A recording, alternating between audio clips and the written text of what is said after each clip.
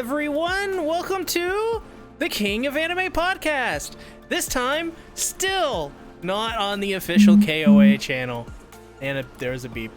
And, well, they wouldn't let us stream to the channel. We have to wait 24 hours before we're able to stream to the channel. So, see what happened. I don't know. I pressed go live and it was like, you have to wait 24 hours. And why? What did you do? I didn't do anything. I just pressed the button. Yes, what he didn't do. We told you to grease their pockets, and of course you had to be cheap. So we are where we are now. So what? Listen. Well, if you guys donate, like, we'll probably be able to go on the next channel, which would help us a lot. So yeah, just give us all your hard-earned money. Yeah, exactly. Oh, and Decrepit Storm, I owe you some claps. Yeah, and snaps. Make that ass clap. Clap, clap, clap, Decrepit clap, Storm clap, clap. donated €2. He said, I guess YouTube just hates the channel. Yeah, they do. That channel has already gotten terminated once for existing. Before it had any content up, it got terminated. I don't know why. But what if I told you it was actually me who got it terminated? Uh-oh. And like I'm actually like a yandere who never wanted the channel to leave this channel. Uh-oh. No, just like what if? That would be something. Well, that's a crazy what if. Yeah, wouldn't that be like a good plot twist? I wouldn't expect it. Well, I will say this. Today is a very special episode of KOA. Because as you can see, tonight's show order is looking a whole lot different. That's because we have entered the summer season, which means all the new shows are coming out. And this week, we're talking about RWBY Ice Queendom, Trigun, and Made in Abyss Season 2. And then next week, hopefully, we'll be talking about Devil as a Part-Timer. So those are all of the shows we're going to be watching this season. It should be a very fun season. As well, this is going to be a very special podcast, because after we take some viewer questions here in a moment, I got something special for everyone here. And I didn't tell EA or Satsuki about this. This is the first time they're hearing of this. But there's something special I already know that's going to happen in this podcast that I think everyone here should stick around for. Yeah, I think I already know what it is, too. Oh. It's fine. It's okay. It's okay. So, yeah. Co-hosts, introduce yourselves. Hello, everybody. It is I, Everything Animated. And this summer is already looking better than last summer's season. Do you remember last summer's season? Terrible. I actually don't. Remind me what we were watching? We were watching Time Traveling Lollies and Sunny Boy. Yeah. Was there anything else? Well, Sunny Boy. Nope. I'm still gonna give Sunny Boy a little bit of credit. It was artistic and entertaining in a weird way. I'm still gonna. It was confusing and Scarlet Disaster.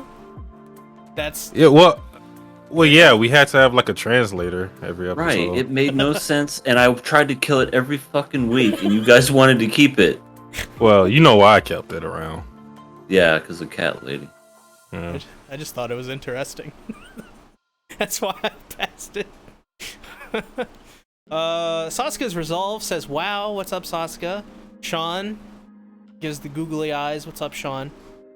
Fader Moon says, money? Shrek review? Yeah. I mean, I don't know. I don't know anything about this. Will you give us money for a Shrek review? Speaking of, I want to point out that Fader Moon is my editor for the channel, by the way.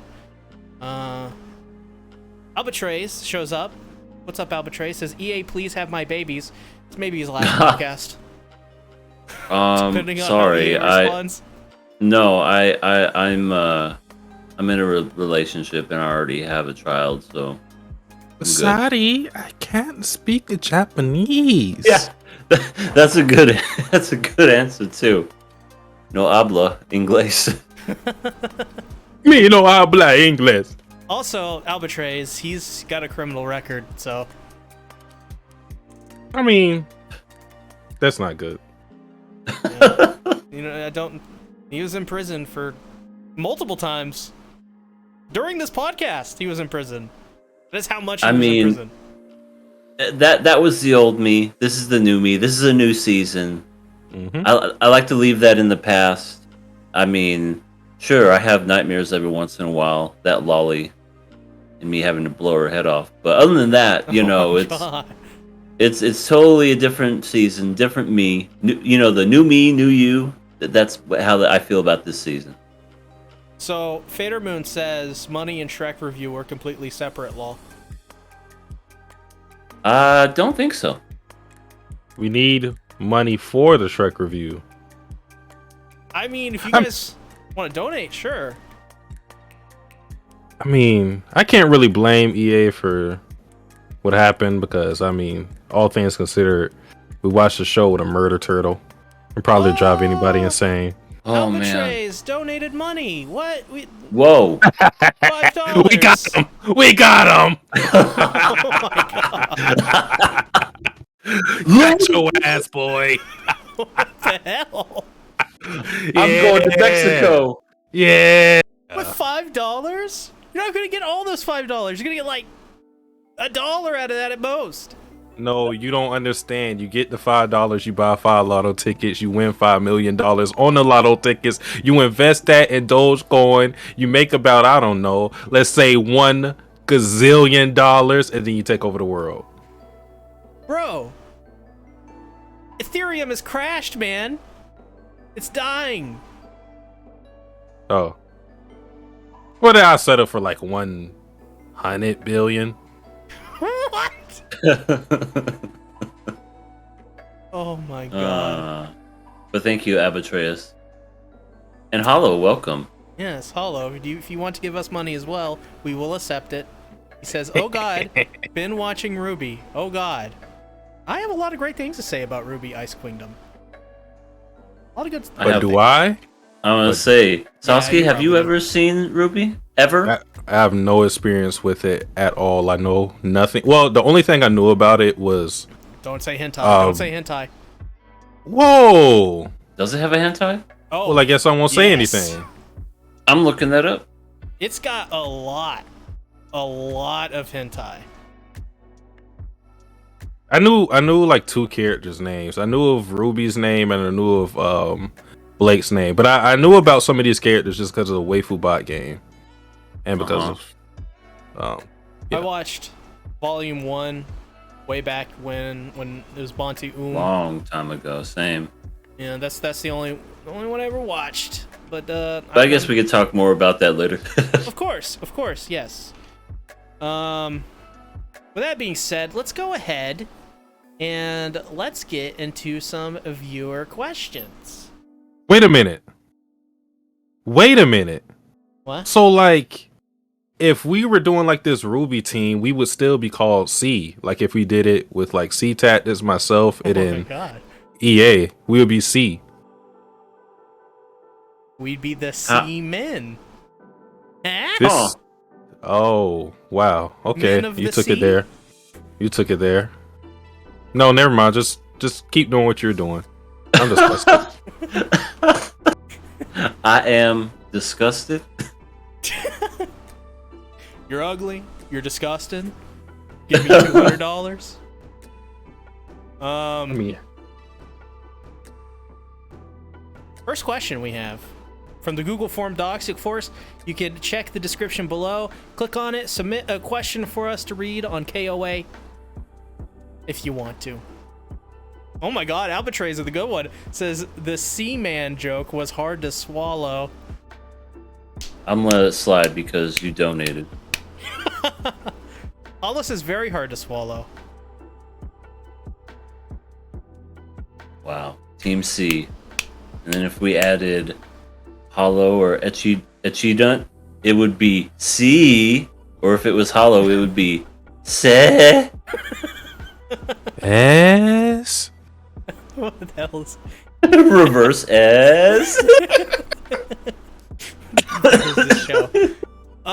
First question. If we had cat girls in the real world like anime does, would Satsuki go to prison for sleeping with Holo? Holo's not a cat girl. She's a god. Yeah, she's God. She's a wolf deity. She's a wolf and a god.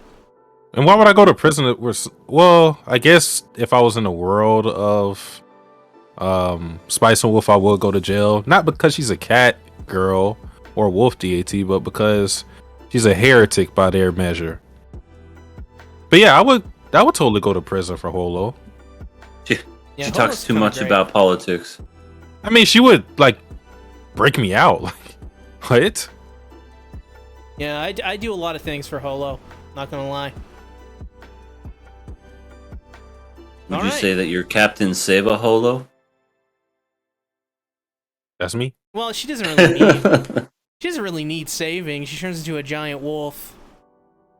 So But she's Does she? lonely. She's lonely. yeah, she's immortal.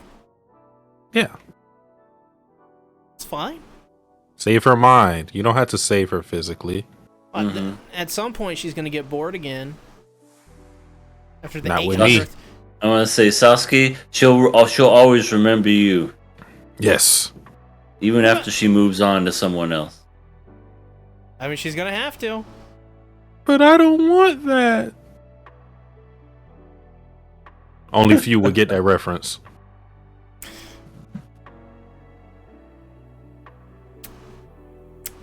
All right, next question. What did you think of the Executioner and her way of life? It was one of my favorites of the season. I did not watch it. Anyone here watch it? Yeah. Nope. No, I didn't. Sorry. We're losers. It fucking sucks. All right. I guess this is a continuation of that question. Are you excited by the return of Bleach or Hunter x Hunter? What other animes deserve to come back?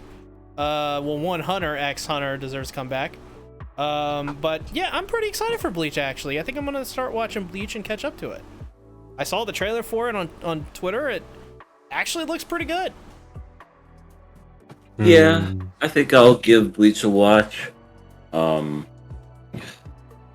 know what? One show they should stop bringing back is Dragon Ball. They're bringing back Super next year. I mean, and I'm like, it was fun while it lasted when it came back for the little time that he did. But it's like everybody's like 80 years old.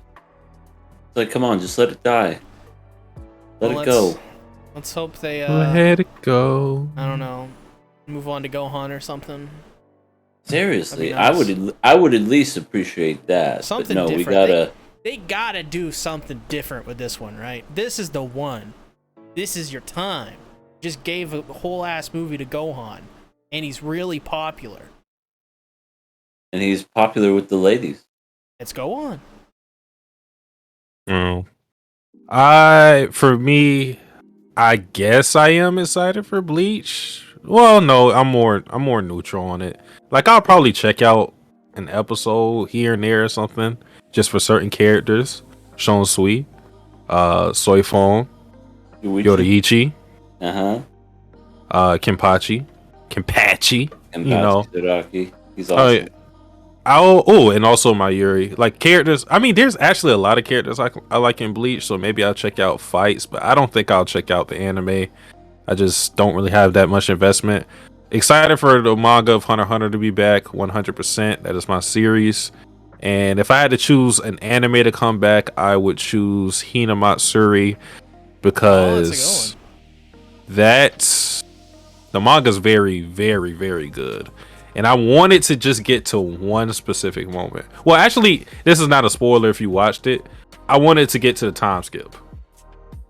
Because you already know about the time skip from watching the anime. Because they reordered the episodes. So I really wanted to get to that so you could see everybody growing up. That'll be fun. That's a really good one. That is a really good one. Yeah, I don't think there's a better one than that. Honestly, I can't think of one. I'm bringing everything else back. Like, why does... Never mind. You know what? I don't want the fan base to get on my head. Yeah, what does Golfer Girls get a season 2? Well, there you go. You said it. At least Spice and Wolf season 3 is a real thing. Albatrace says it's Hunter Cross Hunter. So that's a PlayStation gamer right there. Know your maths. I thought it was Hunter Sex Hunter. Or Hunter Swear. EA fucks, you can tell. Sasuke's I do. resolve: a voice actor will die every core for Dragon Ball Super. Even Bulma's VA died during Goku Black Arc.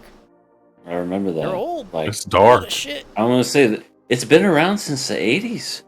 Yeah. I mean, it's like, it's hard to keep the same voice actors, especially to keep going that long. Why they just need to let it go. Let's just hope nothing like that happens. That would suck.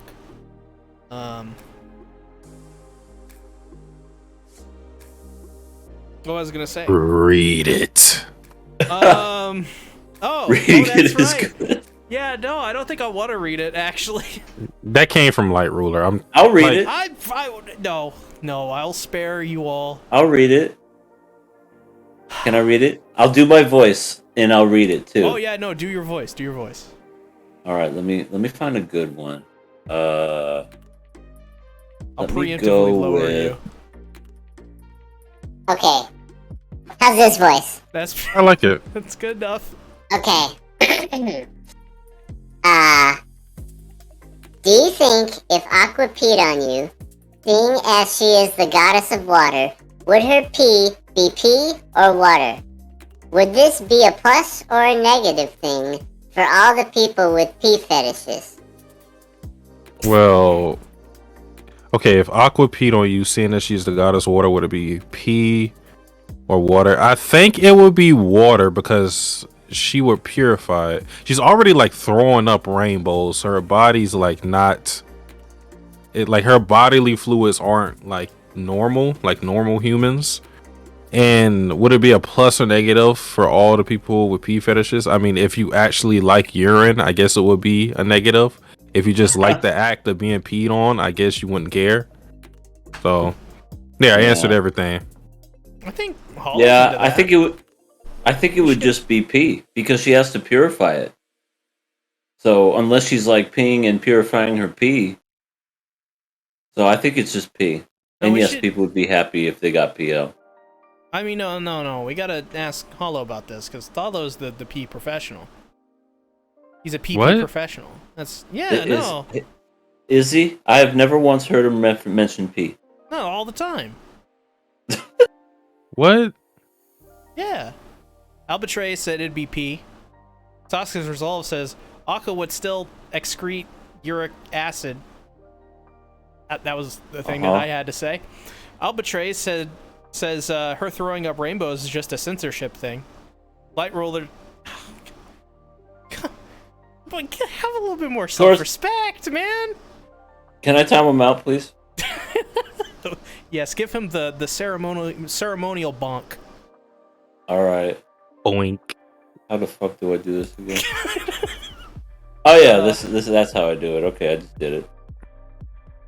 Holographic says, I'd say if you like being peed on, doesn't taking a shower just get you off? And shut the fuck up, Ben. Stop. No, that's not the same. That's like it's the moment, you know. It's like what's an equivalent? It's like seeing lingerie versus seeing a bikini. The setting, the mood, and everything would be different. So no, it's not the same. Right? And also, what's dark side? The one that you mentioned, holographic, that I sound like. Who is that?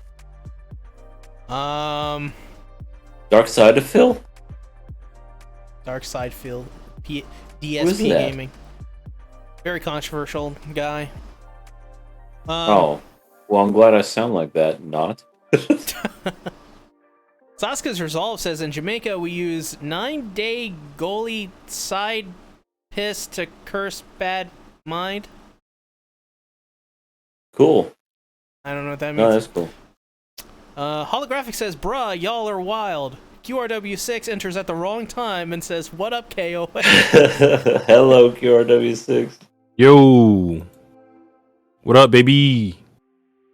Gotta give QRW6 a raise one of these days. Next question, bit of a long one. I am here, Sasuke, your weekly Jamaican viewer. A question to the panel of kings. Wow. I'm already flattered. Why do American and UK-centric content creators put so much emphasis on skin color before nationality? When I watch Japanese, Chinese, or Thai YouTubers, Jamaican YouTubers, even they don't even mention skin color. In some cases, I see Black or African American YouTubers do this the most, especially in introductions. Could you talk about the decline in popularity of mecha shows unless it's rom-com trash bait like Darling in the Franxx? Is that separate? Yes, I believe this is now a second question. I see Gundam in the same light as Star Wars or Star Trek. I thought the whiplash of fun and fighting, the mental breaks, genocide, or geopolitics was too much for it to stay mainstream as before. Happy 4th of July. Jamaica's Independence Day is August 6th. More you know. Nice. That's pretty cool. Just speaking tongues again, Sasuke? What the fuck was that? Oh my god. What the fuck? Okay, is that better? That's a lot better. Okay, so to the first thing, why do we put skin color before nationality? I can't speak to other nations or countries or continents or what have you, but this is a thing that just happens because like skin color is like the most, visibly discernible thing that you can tell about a person. You look at someone's skin and you can figure at least like what they might be or where they might descend from.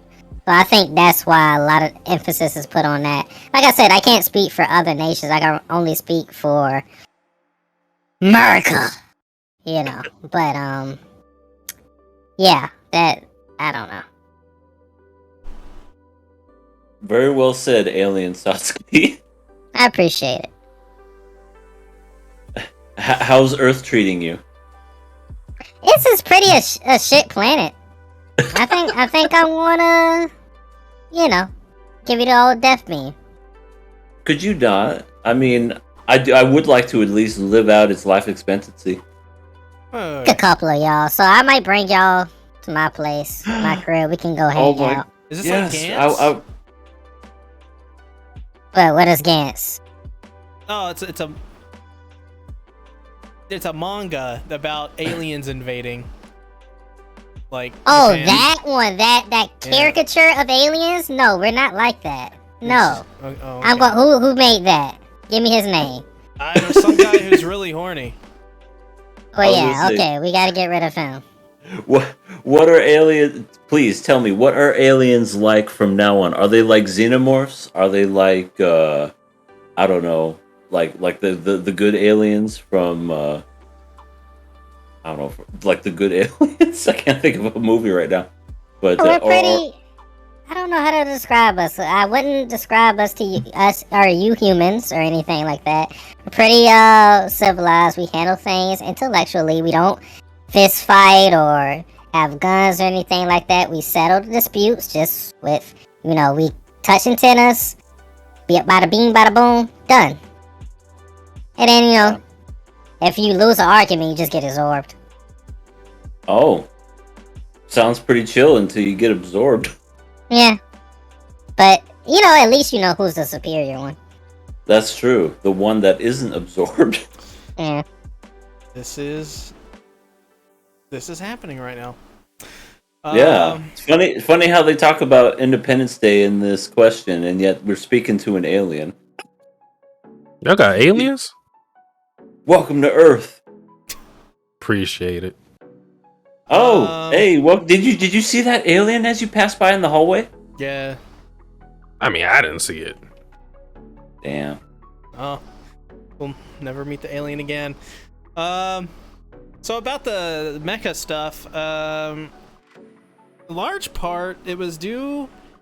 A lot of the decline of mecha is due to many factors, but I think the two main ones is what Sasuke says in here is that it's really like mecha anime that are actual really good ones are really dense, like Gundam, for example. It's like a lot of geopolitics and war and all that stuff. Like, think of Attack on Titan, but like more of the political stuff, and that's pretty much what Gundam is, just like a lot of it, and in space, and it's also a space opera, and it's crazy, and like there's mechs, and it's really cool. I think it's part of that. It's just not popular to a bigger audience, even though it has a pretty massive audience. And then because they fucked it up, they started doing 1 billion of them every goddamn season. It's like if anime saw My Dress Up Darling and decided to make literally My Dress Up Darling 8 times a fucking season. That's literally what happened to Mecha. Like, it got way overexposed. And plus as well, it's just we have so much history with mecha in the anime genre that there's only so many more ways that you can do mecha to make it interesting. So yeah, I mean, when typically though, I think these days when mecha anime come out, they're typically better than you might expect because they're not really mecha. For example, one of the most recent ones, 86, has a lot of mecha elements. Nobody says it's a mecha anime, so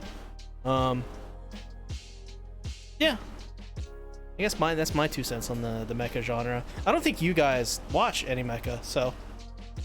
No, I don't really watch. I mean, I grew up with it, saw Mobile Suit Gundam back in the day, but it was never my favorite thing in the world. I don't know why. I just never. I mean, every once in a while, I'd see a show that would be better than the rest, like Gurren Lagann. Like, that has mechas in it, but it's also like more than that. It's like really awesome. And I think that one's a good example of just like an above average mecha. if you want a mecha that's like totally fucking crazy, check out Mobile Fighter G Gundam. That is one of my favorite mecha anime of all time. It's literally just Dragon Ball Z with mechs. Literally. It's great. And it's a 90s anime too. It's got a great aesthetic. Oh yeah. And then I guess. Oh, I'm sorry. Go ahead. I was gonna say, for me, I think I've watched 3. Evangelion, Gurren Lagann, and Code Geass. Code Geass is pretty good too. Oh yeah, that's a very good one. Yeah, but I guess let me just go over it really quick. The first part of the question. Yeah, I'm just speaking for myself personally. I don't know why it's much emphasis on skin color before nationality. I personally just, if they're a good character, they're a good character. Doesn't matter their, the skin color or whatnot. But yeah, that's the way I look at it. I guess I can't speak for why in America we mostly do that, but I don't know. That's America for you, I guess. Let's see. Albatray says an oversaturated market. QRW6 says Mecha has done it all. Oscar's Resolve says Gantz is the greatest. Thank you for reading my questions. No problem. Fader Moon says, is Robotic Notes considered mecha? Depends. Does it have mecha stuff in it? That one's weird. Have any of you seen that one? I have not. It's about high school people building this giant mecha, and like there's a of course there's a lolly in it. There's a lolly in it, and I can't remember what she does, if she time travels or reads people's minds, but they eventually build this mecha and it like barely moves. Like, imagine like the slowest grandpa in the world with a walker and cane. And they turned that into a mecha. But the opening is like really awesome. Like, it's a really catchy opening. That's the only thing I remember from the show. Oh, I also forgot to add Full Metal Panic. I watched. Really like that series. Oh, Early yeah. 2000s. Yeah. QRW6's Gundam franchise was my thing. I mean, if you want to get into like a Gundam series, Gundam is the most consistent. There's a new one coming out. It's like Blood Witch or something like that. It looks really, really good. Like, it looks so good that I want to watch it, which typically doesn't happen with Gundam these days. Let's see here.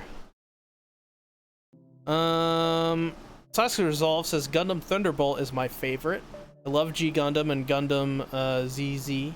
Evangelion more mental than mecha to me. That's true. Evangelion is more of just like a crazy artistic avant-garde thing. Vader Moon says Robotic Notes is in the same universe as Steins Gate. The VN is better though. QRW6 says that he watched Robotic Notes and they connected the little girl from Steins Gate to the series. That's pretty cool. Pretty cool. Supposedly everything with the semicolon in the title is all in the same universe. Is what I've been told.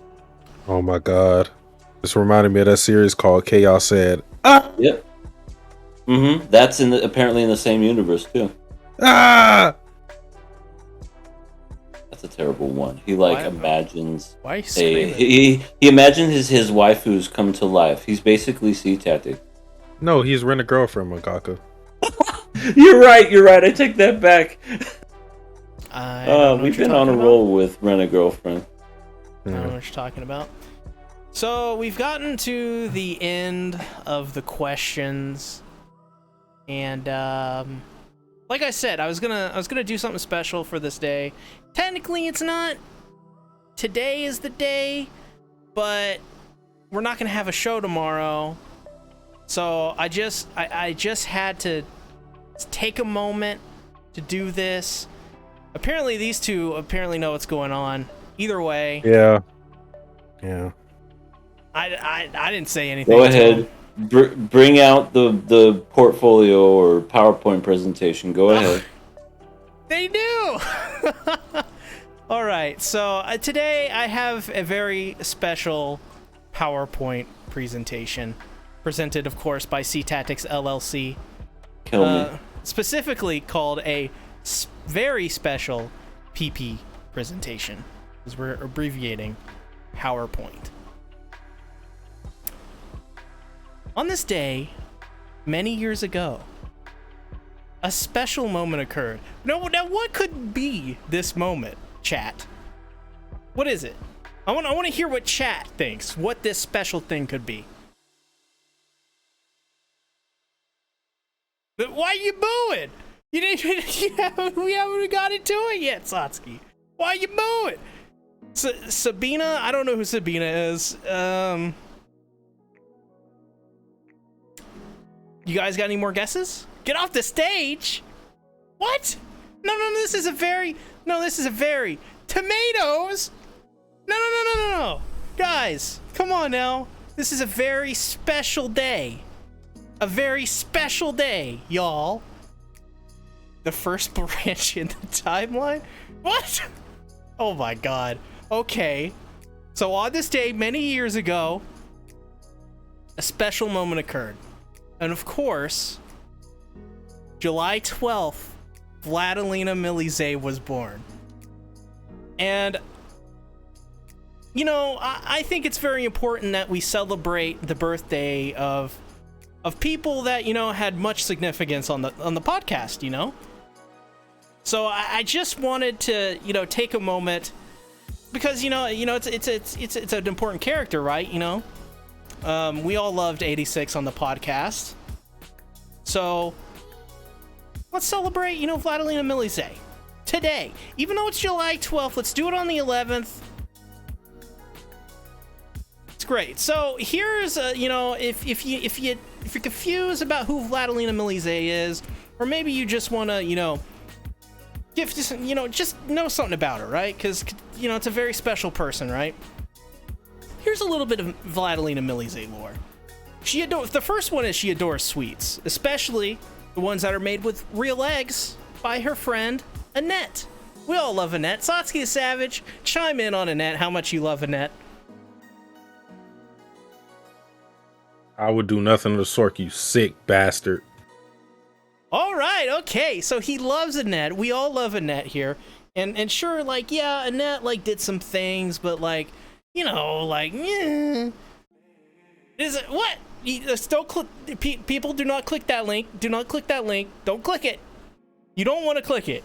If you click it, it will give you tons of viruses, and it will take all your money away from you forever. And you'll never give it, you'll never get it back. It's like those Kit Boga videos, but it's you. And it's not fun. So, you know, just, you know, she loves sweets, especially the real ones, because, you know, in the world of 86, you know, everything is synthetic, right? Because they're at war. You know, the next one, I think as well, is, you know, that, you know, she's loyal to her friends and family, you know, to the point where when after the Spearhead Squadron passed, so to speak, she dyed a streak of her hair red. Isn't that great, EA? Tell us how great Vladilena Milize is for mourning the loss of a very important group of people to her. Tell us the people on the stream. I hate everything. All right, EA loved that, and he loves the show too, and what I just said. And of course, we have to end this with Lashin Cross Lena. It's the best ship of all time. It's so good that none of you should at me about it, because y'all fools if you think otherwise. That's just the way I feel. That's just the way I feel. I'm just gonna say it right now. And I think it's the correct opinion. That's the thing. It is the correct opinion. The best ship of all time. So, with that being said, here is also a little reminder, because I'm seeing it in the chat already. So I prepared in advance. I still don't love Lena. And as you notice, I put Lena in quotations. So I'm going to read this here on the PowerPoint. Follow along if you can read. If you cannot, someone will be appointed to you. Or if you're just a T-Rex with those little nubby arms, do a little dance. Now, don't get me wrong. I actually do like Lena, but I am not in love with Lena. Some will try to slander my name and say that I love Lena more than Saber. But this... No. This is simply not true. Also, stop saying Sabelina is just Saber in a Lena outfit. This is not true. Sabelina is legally distinct, and I will prove it to you all. Now, on the left here, we have a generic picture of Saber. We've seen it a million times before. This picture I actually have on my wall of Seba. But to the right, we have legally distinct character Sabelina. There is no similarities whatsoever to Saber on Sabelina. Of course, you can, if you want to get a more in-depth look on this, you can check the Teespring, because, you know, you can buy this shirt. You can buy it. We'll talk more about that in just a minute. But as you can see, as has been, don't click that link. Don't click any link that EA sends. Don't click that. It's fake. It's slander. Listen, it's obvious that there is no relation between Saber and Vladilena, and Sabelina is simply my original creation. Some people call these original characters, or OCs. Now let's look at another example. Let's compare this image of, the same image of Sabelina to Vladilena. Now, I had to censor this, obviously, for obvious reasons. I tried my best. I used the smudge tool in Photoshop. As we can see, what on Vladilena here is the same on Sabelina. Vladilena in this picture obviously is not wearing anything similar to what Vladilena is wearing. This right here proves, essentially, that these two characters are legally distinct. Sean in the chat here says that right image isn't helping your case. I don't know what you're talking about. It's just a random. It's like the previous image, right? It's a generic image of Saber. And this is it's a generic image of Vladilena. We've seen her wearing that in the show even. It's there. And there's no comparison, as you can see, between Sabelina and Vladilena Milize. Sure, maybe they both have similar names in some way, like, I guess, if you, like, speak a different language or something, but they don't. So, with all of that being said, if you do want to buy some of these shirts, which you should, links are in the description. And hey, you know what? Maybe you don't want to buy a shirt. Maybe you want to buy a sticker. Well, guess what? You can. You just click that link in the description. It'll bring you to the Teespring store. And you'll be able to buy yourself a Sabelina piece of merch. And that's what everybody wants here, right? Everybody wants Sabelina merch. I mean, it's one of the most, asked for things. I'll put it in the chat. Click that link.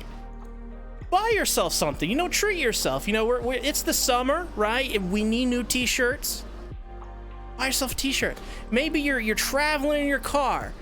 You need a sticker to put on your car to show people that you love Sabelina.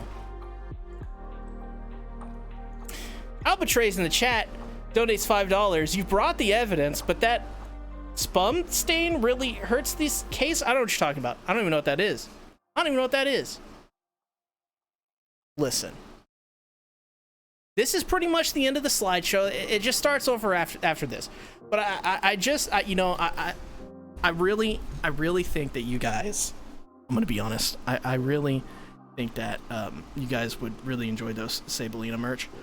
And maybe we're gonna have some new Sabelina merch here soon. And I think maybe just keep an eye on that. So,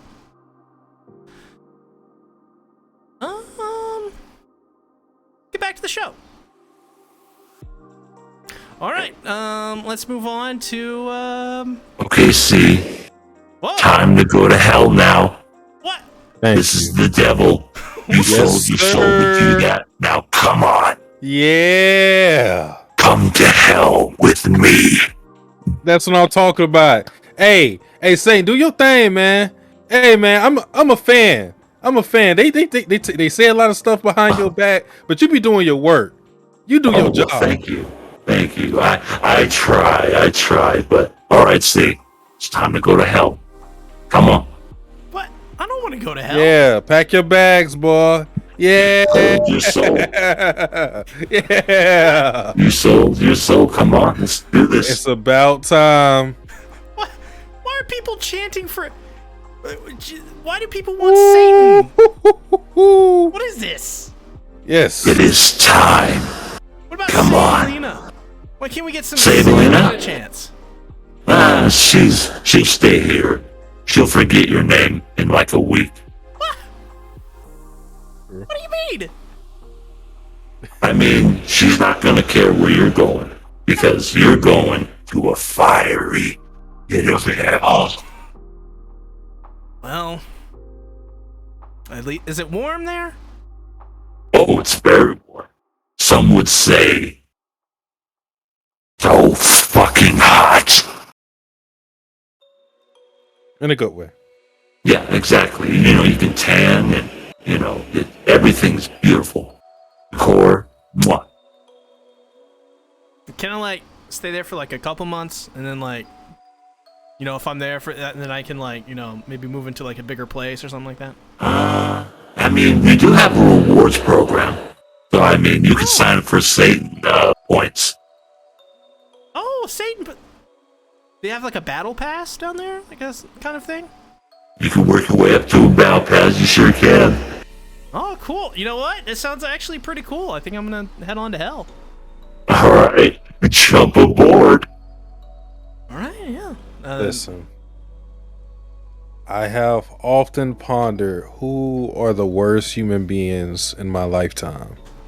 You know, because going for like, there's low hanging fruit. I won't even mention the names just for the sake of the podcast, but there's low hanging fruit. But in my lifetime, I'm thinking like, who's like the worst person I ever witnessed with my eyes, heard with my own two ears, and after that PowerPoint presentation, all of my pondering has ceased. There's no need to think about who's the worst human being, because Z-Tactics not only superseded being the worst human being I've ever witnessed in my lifetime thus far, he has become the worst creature, like the not just human, worst living being. I'm putting you under there with like Wasp, who have no other purpose other than to sting people. Like, wow. You're as worse as a wasp. How does that make you feel? Are you proud of that? Say something. Happy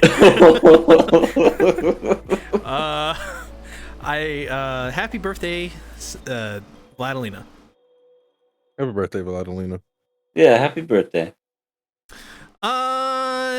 Speaking of things that are not hot, or hot if you're in RWBY Ice Queendom. Yes, that one. You know, the Rooster Teeth RWBY has gotten an anime adaptation from Studio. It's so weird. I was about to say Clamp. It's not Clamp. Who's Studio Clamp? The people who made Code Geass. Really? Yeah. No, we don't got the Clamp. We got the Shaft and the balls. Mm-hmm. Okay. And we got the Rooster Teeth. Mm-hmm. Yeah. No, well, yeah. So also known as Cockmouth. That's a joke. That goes way back.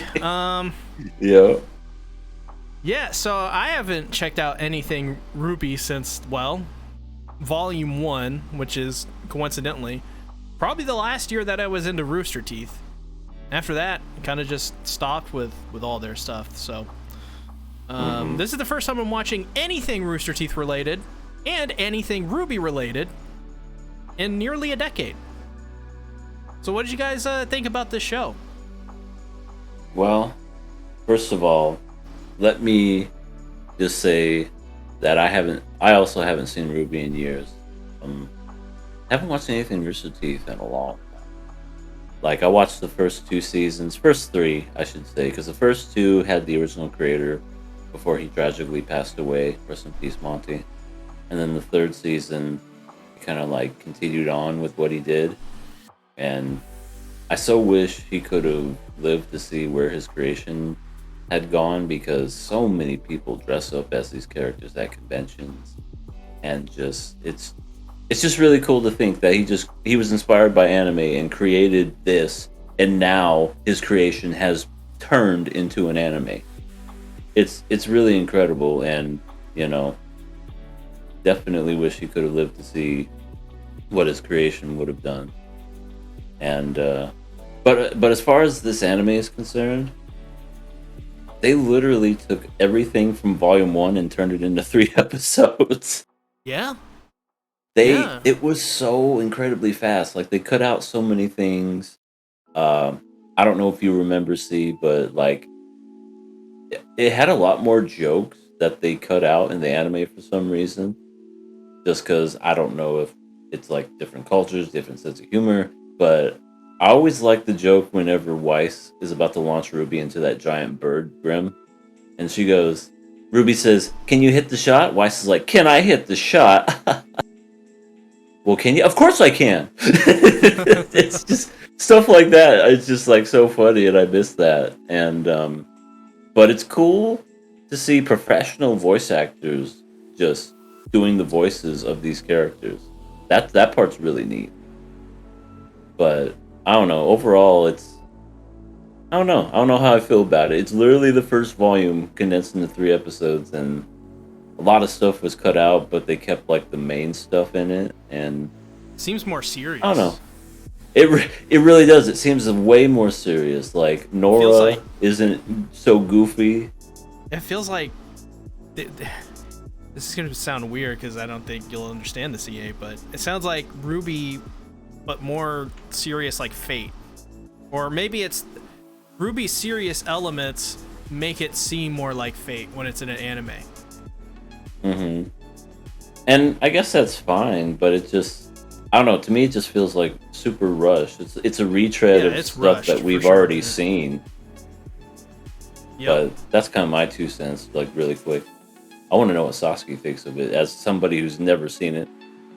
Yeah, it's funny that you said what you said because I felt like it was rushed in one particular plot point, and that's with, how do you pronounce her name? Weiss. Weiss. Mm-hmm. Yeah, I felt like her plot line was sort of rushed because she has this whole thing to where, what are they called? She hates cat people. Yeah, she hates, what are they called?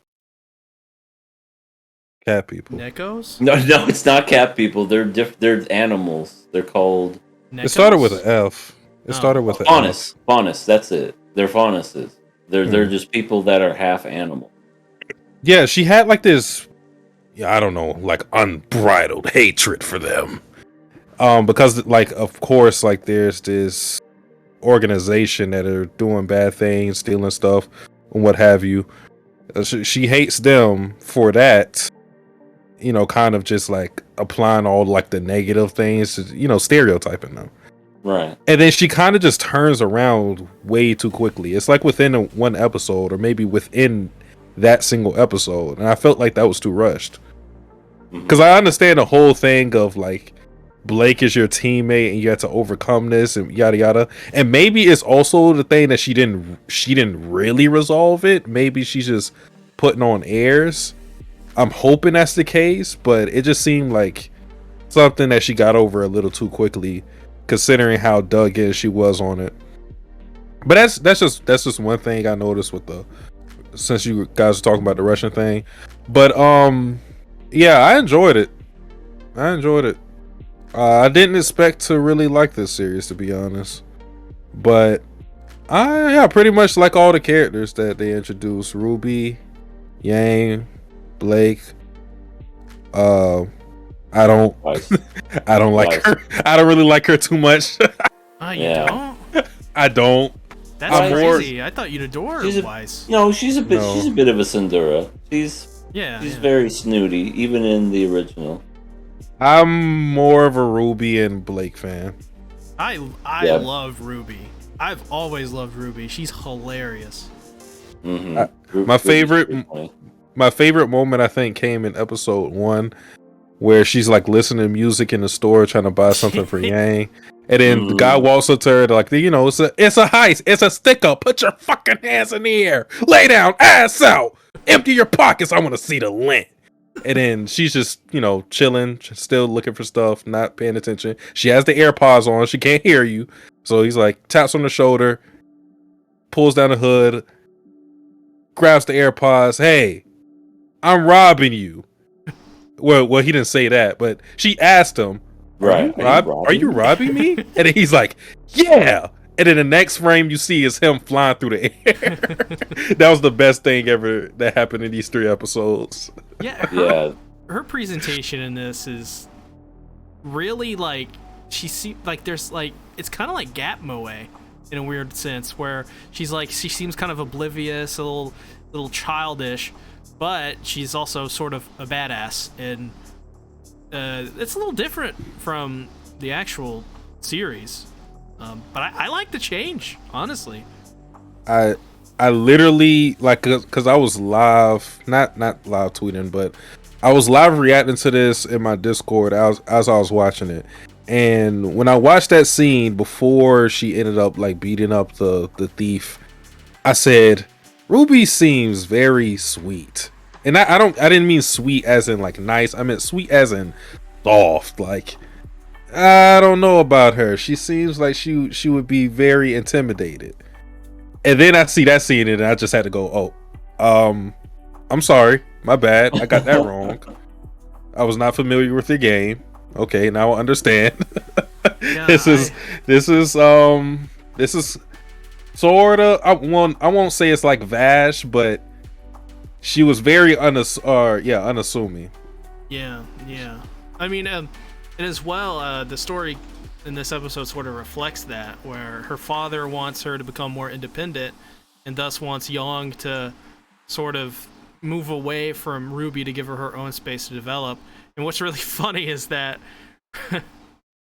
her dad says that, and moments later it's like, you've been accepted into this great college, you're going together.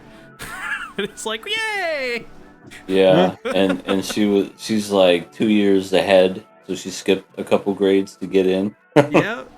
I love how Young is so like attached to Ruby. She is like so in Ruby's camp. She is like the best big sis that I have seen. Completely, like, just supportive of her. Like, I like those moments where Young, for example, in I guess episode 1, I think, where she's like, just calls her the cute baby sister. She goes up to I think it's Weiss and is like, "Hey, you like my sister? She's cute, right? She's great." Yeah. This is how you do doting siblings without it being a weird thing. Like, this was very heartwarming. It was cute. I liked it. Oh, Spy Family. Oh yeah, Spy. Denotaz Media says, "Fun fact: Ruby Rose is actually voiced by Sayori Hayami, who is the voice of Yor." Yep, Which I knew that was her voice. Yeah, and I recognized her voice, and I was going to look it up, but I never did. But I knew it was familiar. 40-year-old woman. She can do a 15-year-old woman's voice perfectly. I want to say she has got some range on her. She is a really good voice. Yep. Denotaz Media says, "I actually don't think she overcame her prejudice against Blake. I felt more like this version of the character was faking it until she made it, and that it's going to be explored later on the show." I guess the question comes... I said that too. I feel that way too, because in Volume 1, you know, it was a lot quicker than that's getting on the 3... sorry. Let me say that again. It took a lot longer than it did how they condensed everything into 3 episodes, where I feel like we got to know these characters a lot more, their quirks and whatnot, and I agree. I feel like it did kind of make it seem like Weiss was just being a big old faker the whole time, as she's like, I'm going to be the best teammate ever. Oh, I'm going to get over my prejudice against faunuses, and I'm going to accept you, Blake. I feel like that definitely... I could see that. I could see where people that may not know the show, it would feel like she's just faking it. All she did was give her coffee. At night, of all things. You know, she's going to be up all night. Oh, something about... Oh, I wish they would have added this in the anime, but... Did you see those bunk beds and how they were made? I did not. No. Well, in the original volume, like, they look exactly the same, where they're, like, stacked. It's like, look at it again. They're bunk beds stacked on top of books in between themselves. And then Ruby's is, like, held up by a rope and some, like, string. And, like, a stiff breeze will knock it over. But in the Rooster Teeth original, like, you see them, they're like, all right, let's rearrange everything. Let's make everything look nice and neat. Everything's trashed. And, like, everything's in a giant pile, and Weiss is like, this is not going to work.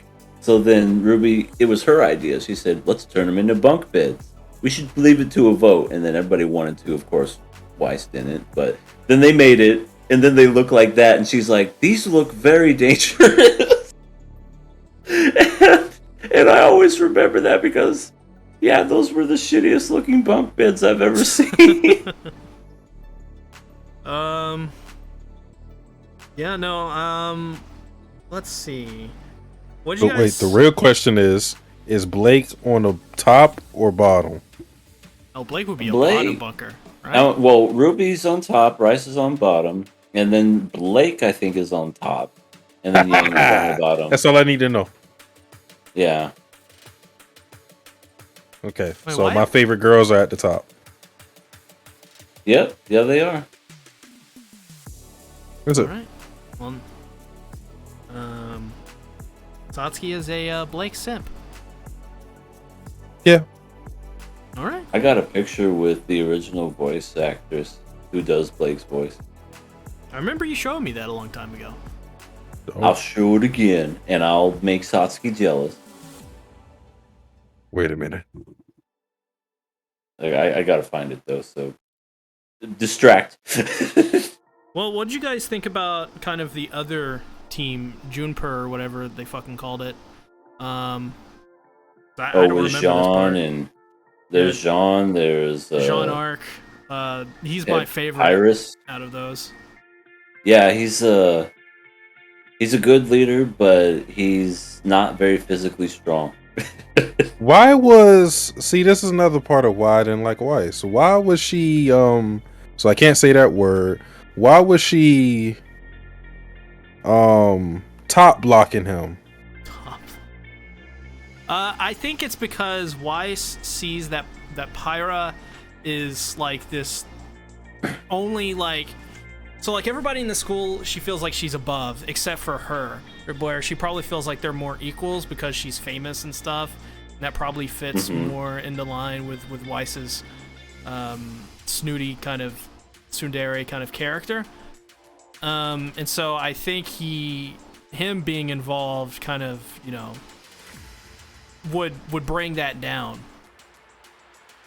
Such a shame, because I felt like he was doing a good job. Yeah, dude and played then, a shot, man.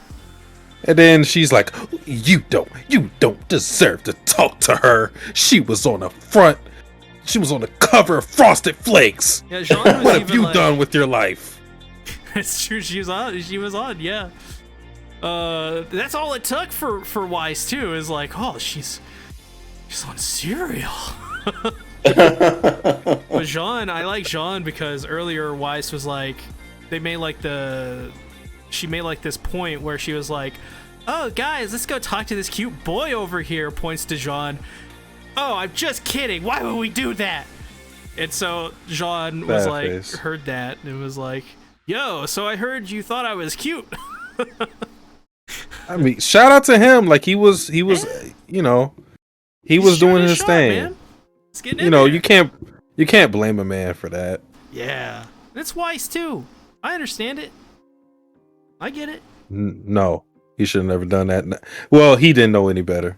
But now that I know, you should have chose someone better. You should have chose literally everybody else. No, I feel like Weiss will get better. I like Weiss. This should be RWBY. RWBY? Take the W out. just RWBY. RWBY.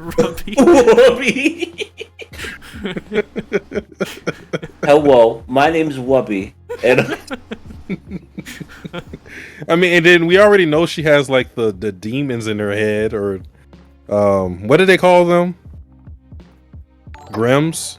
Yeah, Grim. That's the animals, I guess the creatures that are in this book. Yeah, I seen her back. You need to put some lotion on that. They helped John with it. He got some of that SPF. I just got a subscription from a person named Naomi Baloney. So thanks for the subscription, Naomi. Welcome, Baloney. Do I call you Baloney or Naomi? I'm calling her Baloney. They're already foreshadowing it's going to be way worse with her, considering that John the Arc didn't have, or he didn't even know about Aura, and they said that like helped them subjugate it a lot easier. So the fact that she's already powerful and she's likely to keep it a secret for as long as possible, they're not going to get to it quick enough. It's going to be a big issue. So I'm gonna have another point to use against her. So go me.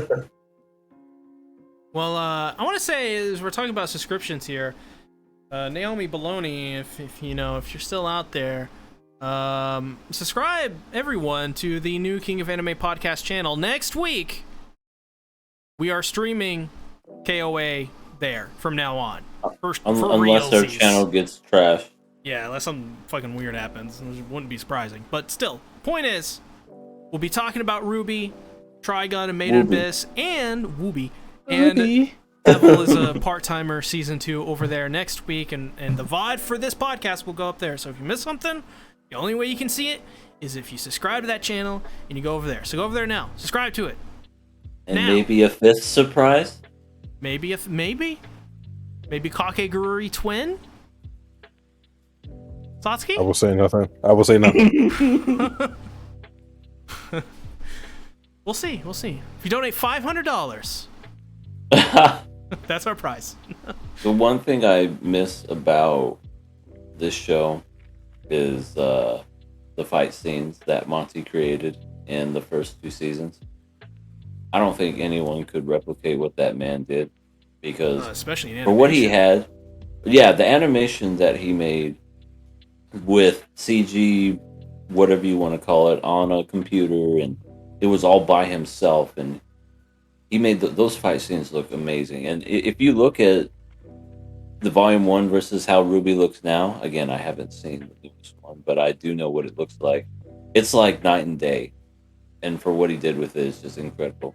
That's not to say that the anime doesn't look good, because there are some points in this anime where, like when they're fighting that giant grim bird, it looks amazing. Like, I was genuinely surprised at how good it looked. But it's just like, I don't know. I miss like the very choreographed, detailed fighting that was in the other seasons. Do you think that they're going to adapt Red versus Blue 5 through 7? What, for this show? Why not? That would be fucking cool. That would be weird, just out of nowhere. It's like RWBY, Red versus Blue. Hey, in my opinion, now this is going to be controversial. Caboose. I love the original seasons with the original cast, Red versus Blue, but Monty Oom's Red versus Blue was really good. Yeah, like I said, he had those choreographed fight scenes that were just really good. Yeah, I mean, they gave him a show because the stuff was so good, and look what happened to it. It's their biggest property. Yeah.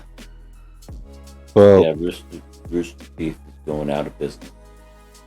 Shaft definitely put their stamp on a couple of scenes, like where like the art shone through, like when RWBY is facing off against the thieves in front of the store, and she has a scythe out, like, and it just a shot of like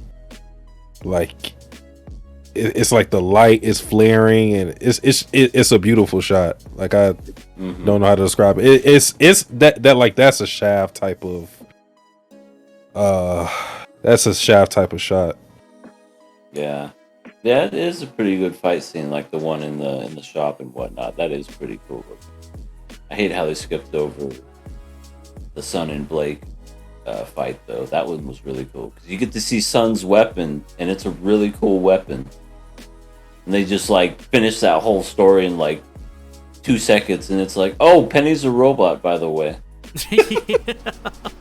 Oh, that's the character I want to talk about. Did they ever say she was actually a robot, though? I don't think so. No, but I mean, that's what I assumed, but you know. I immediately went, Vivi? No, well, I mean, anatomically correct? It was literally just because, like, she bumped it, or I think it was Weiss or somebody, like, bumped into her, and she fell with her face upwards, and she didn't, like, she still had, like, this goofy smirk. Oh, fuck, do it again. She had one of those faces, like, on her, where she didn't react to it. I was like, wait, what the hell? Yeah, there's definitely some things they cut, that's for sure. Good night, Fader Moon. Thanks for coming Peace. out. QRW6 says Monty had to give the writers anime content to help write RWBY better. Yeah, I mean, he had the story was all in his head, unfortunately. So when he left this world, so did that series. That's why it has never been good since, in my opinion. Yeah, they got to get some. See, okay, so here's the thing with this adaptation. Do you guys think they're just gonna take it and run with it and do something totally different, or are we getting? I mean, so far it's pretty much the same, but I would be curious to see what they could do in the hands of like good writers. as opposed to just friends at Rooster Teeth. Yeah. Same as well. I've heard RWBY is just off the deep end bad. So. Yeah. I've heard some things about that show that when it finally got to that, I was like, "You're kidding me. That sounds awful." But yeah, Sun has gunchucks. Gunchucks. Those are fucking awesome. Oh, Just the that's name right, alone. yeah. I remember It's those. nunchucks that shoot gun bullets. That's like, what? I'll say this about some of the other characters as well. Never liked Nora, and I don't like her. was Nora? Nora, you wouldn't know Yeah. it from the anime, but Nora is the pink-haired girl with the hammer who likes Ren. She's so And- annoying. She is pretty annoying, but she's supposed to be like, Annoying. she's supposed to be the funny one in the series, and she's like this really, I don't know, she's a girl that likes to fight. No. She's basically, she has a one-liner where she's just like, how do I get a guy to like me? Oh, I know. Let's break his legs. Oh, Just so she, stupid. so she was the one in what is their group called? Like Juniper. Juniper? Okay, Juniper. Okay, so that was her. Okay. Yeah, that's yeah. Nora. Okay. And then Ren in the original volume, that was the actual voice of Monty, was Ren. Yep. Yep. That gets. Isn't that's crazy? Dude, I got goosebumps at the end when they showed RWBY by Rooster Teeth, or original story or whatever by Monty Dude, that's so Yeah. crazy. That's so crazy. I know. It's like I said, it's always so tragic to me just because I wish he would have lived long enough to see his creation. I know he would have been so happy. He's like one what's of, become. in my opinion, he's one of the bigger like what ifs in internet YouTube culture. Like, what would have happened if that freak accident never occurred and he survived? Absolutely. Like, it had, like, the whole thing, like, you would have to think Rooster Teeth as a business itself may be totally different. Oh, I agree. I mean, everybody likes to fall back and be like, red versus blue was the staple for them. And when you think about it, yeah, but it's also a Halo product, Microsoft, whatever. RWBY is an original thing that he made. And it's like, that's his creation. It wasn't like a Halo ripoff or anything like that. And I just always thought that was cool how they created something that you could see today at conventions. Dentaltoz Media says something really fucking exciting. Is basically that episode 4 it's going to be just a total reboot, and they're going in a different direction. Oh, okay. That's I'm so a little excited. excited now. Yeah, I'm kind of hyped for that, dude. It's been My so nipples. long. I'm going to spum. I'm gonna see Tactics come. Ellie says, looks like I'm gonna watch RWBY for the first time. LE. All my homies love LE. Yep. Z thought I was you when I came into the chat. I was like, Ellie! And you were just like, who's that? Like, ah, shit. QRW6 says, Miles and Carrie writing is awful. I agree. One of the creators who is a friend of Monty had to say that the later volumes of RWBY is not Monty's vision anymore. Monty was definitely Rooster Teeth's ace. I mean, it shows. It shows. And I know we're kind of talking about it all too much when it comes to that, but it definitely shows. And it's just, yeah. It's not nearly as good as what it could have been. Coulda, woulda. Yeah, Rooster, man, it sucks where Rooster Teeth is right now. I mean, they're dropping all their original guys, like almost all of them already. I mean, how many of them are left? They're probably going to be bought out. They're going to be bought out by Warner Brothers Media at some point. I know it. Wouldn't surprise me. It just sucks. The original founders of Rooster Teeth are piecing out. They're just like, later. Like, it's crazy what's going on over there. I mean, I remember thinking there was a time where I thought Rooster Teeth would be in my life forever. Like, I was a fan of Rooster Teeth stuff since like the original 2 seasons of Red versus Blue. I remember like going on the internet in like 2002 or 2003 and like finding like Red versus Blue stuff on there from like season 1 and 2, because I got into Red versus Blue. I saw a DVD of that in like a Walmart around that time. I think it was like, no, I think it was like Halo 2 time, because I think it was like Red versus Blue season 4 or 5. And that's how I got into Rooster Teeth and was a fan for so long. Yeah. Yeah, Rooster Teeth. Yeah, Red vs. Blue, Achievement Hunters, all those guys were fun. I remember watching them all the time on YouTube, and RWBY was great. And then, I don't know, I think it was maybe 2016, 17, I was like, I'm done with Rooster Teeth. They're just not fun anymore. They're corporate. They became... and before that, they became really redundant. Like all the like Achievement Hunter, they had Let's Play, they had all this stuff. Like it was just too much, too soon. Yeah. Daniel Todd says Blake, I found out, is actually voiced by Yu Shimamura, who also voices Annie in Attack on Titan and Zelda and Legend of Zelda: Breath of the Wild. That's pretty cool. Mm-hmm. QRW6 says Genlock was the downfall. That show gutted their staff, which caused the layoffs. Oh, yeah. I heard that show not only cost a lot of money to make, but it bombed and nobody watched it. So, what are we giving RWBY Ice Queendom episodes 1 through 3? Well, now I definitely got to pass it. Oh, sorry. Go ahead, Sasuke. I want to say one more thing about it. Because we didn't get because it's 3 episodes, it's hard to talk about it extensively. Yeah. I do like, as much as I've been saying about like Weiss and everything, Weiss. I like all like where like the foundations of the characters are and like the potential for them, like their storylines, because like everybody has their little thing. And I think these 3 episodes did a good job of like just giving us like the meathead stuff in terms of like the fighting and animation to get us kind of hooked on things while still, setting forth the story and like giving us the roots of it. Because like RWBY's thing, I feel she's going to struggle with being in that position of a leader, especially being someone who's 2 years behind everybody else. I think Weiss already has shown like her familial bonds are going to come into play at some point in time. Also, her pride has already put her at odds with people in her own group and others in other people in other groups.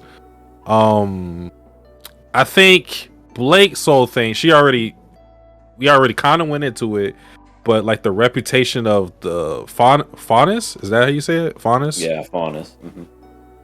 Like the reputation, or no, it's not them specific. Well, I guess it is them for Weiss, but like her affiliation with the White Fang is going to come into play.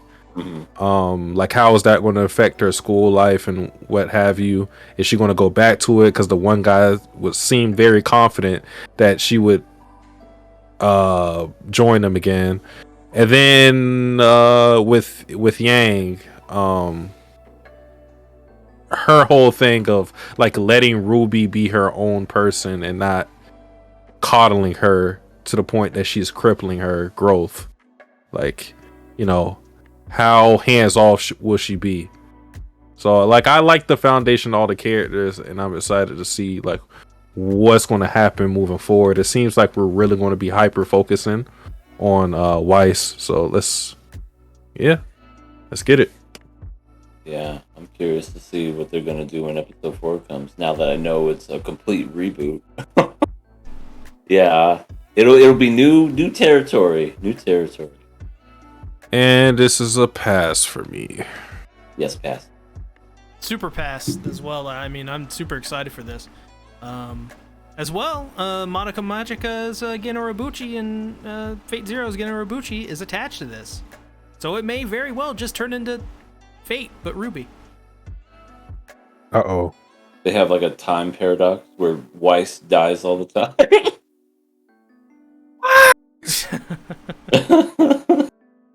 RWBY has to turn into a god. They start singing about cake. Weren't they eating coffee? I gotta sing about coffee. QRW6 says Genlock's director was the worst. He wasted time and money on that crappy show where Rooster Teeth had to make up the money after the failure of a season. Yeah. It didn't seem that interesting to me anyway, but it just... Yeah, I heard they dumped so much money into that, and that's pretty much the reason why I think they're going to be bought out here pretty soon. Well, speaking about money and being bought out, let's talk about a classic! Trigun Episodes 1 and 2! Yeah! I have this opening as my ringtone. Or not my ringtone, my alarm. So good. Dun, dun. I used to know how to Did play you that say song it's on your guitar. alarm? Good shit. Isn't it your alarm? Yeah, it's my wakes alarm. you up in the morning. I don't know if... Well, no, I don't want to play it because then it might get copyrighted. But yeah, it's my alarm. It's like super loud, so it's perfect. I had that as my alarm at one point. I had, or maybe I still do. I'm not sure. But I had the Cowboy Bebop opening as my ringtone. And I had like the fairy tale wow thing is like my notification as my notification sound. Damn. Yeah, no, I used to know how to play this opening song on guitar. Who knows? I may just relearn it and play it on the podcast one day. We'll see. But yeah, no, I love Trigun. This and Cowboy Bebop and Inuyasha and so many other anime used to come on in the middle of the night on Adult Swim, and Trigun was just it's so good. I love it. I love... See, here's the thing. I want to just talk about like the whole series. But since we're watching it in 2-episode increments, I don't want to spoil stuff. Gotta be patient. But this series is insanely well written. It is phenomenal. I mean, there's parts of it that certainly are not that great as they could be, but that's fine. It's still great. We don't want to hear about that. We want to hear about how Vash the Stampede is one of like the coolest looking MCs ever. Oh my god. He really is. And I think the fact that he looks the way that he does, but then acts the way that he does, is just what makes his character who he is. You know? I just love the introduction in the very first episode. You know? It's even called, you know, the 60 million double dollar whatever the fuck. The humanoid typhoon. The humanoid typhoon. They hype Stampede. They hype him up, and he's just sitting in a bar. He's drinking, doesn't even fucking move, and they lay waste to this you know, bar in the middle of nowhere, and then you see him with bullets, mind you. What were they? Right. What bullets were they shooting at him? Must be shit bullets because they didn't get a single hit on him. Dude, that But shotgun they were was like blowing up shit. They sliced Yeah, like- the top of the building off. They were like destroying that building like it was cotton candy, with like cotton candy versus a fork. Right. And he didn't even move. He just was finishing his drink. And then, like I said, you're just like, oh, this guy's a badass. And then he pulls out his gun and it just transitions to another scene. But then you see that very same scene later and he's just like, uh-oh. not the same guy, and he's kind of goofy and clumsy, and you're like, this is the humanoid typhoon?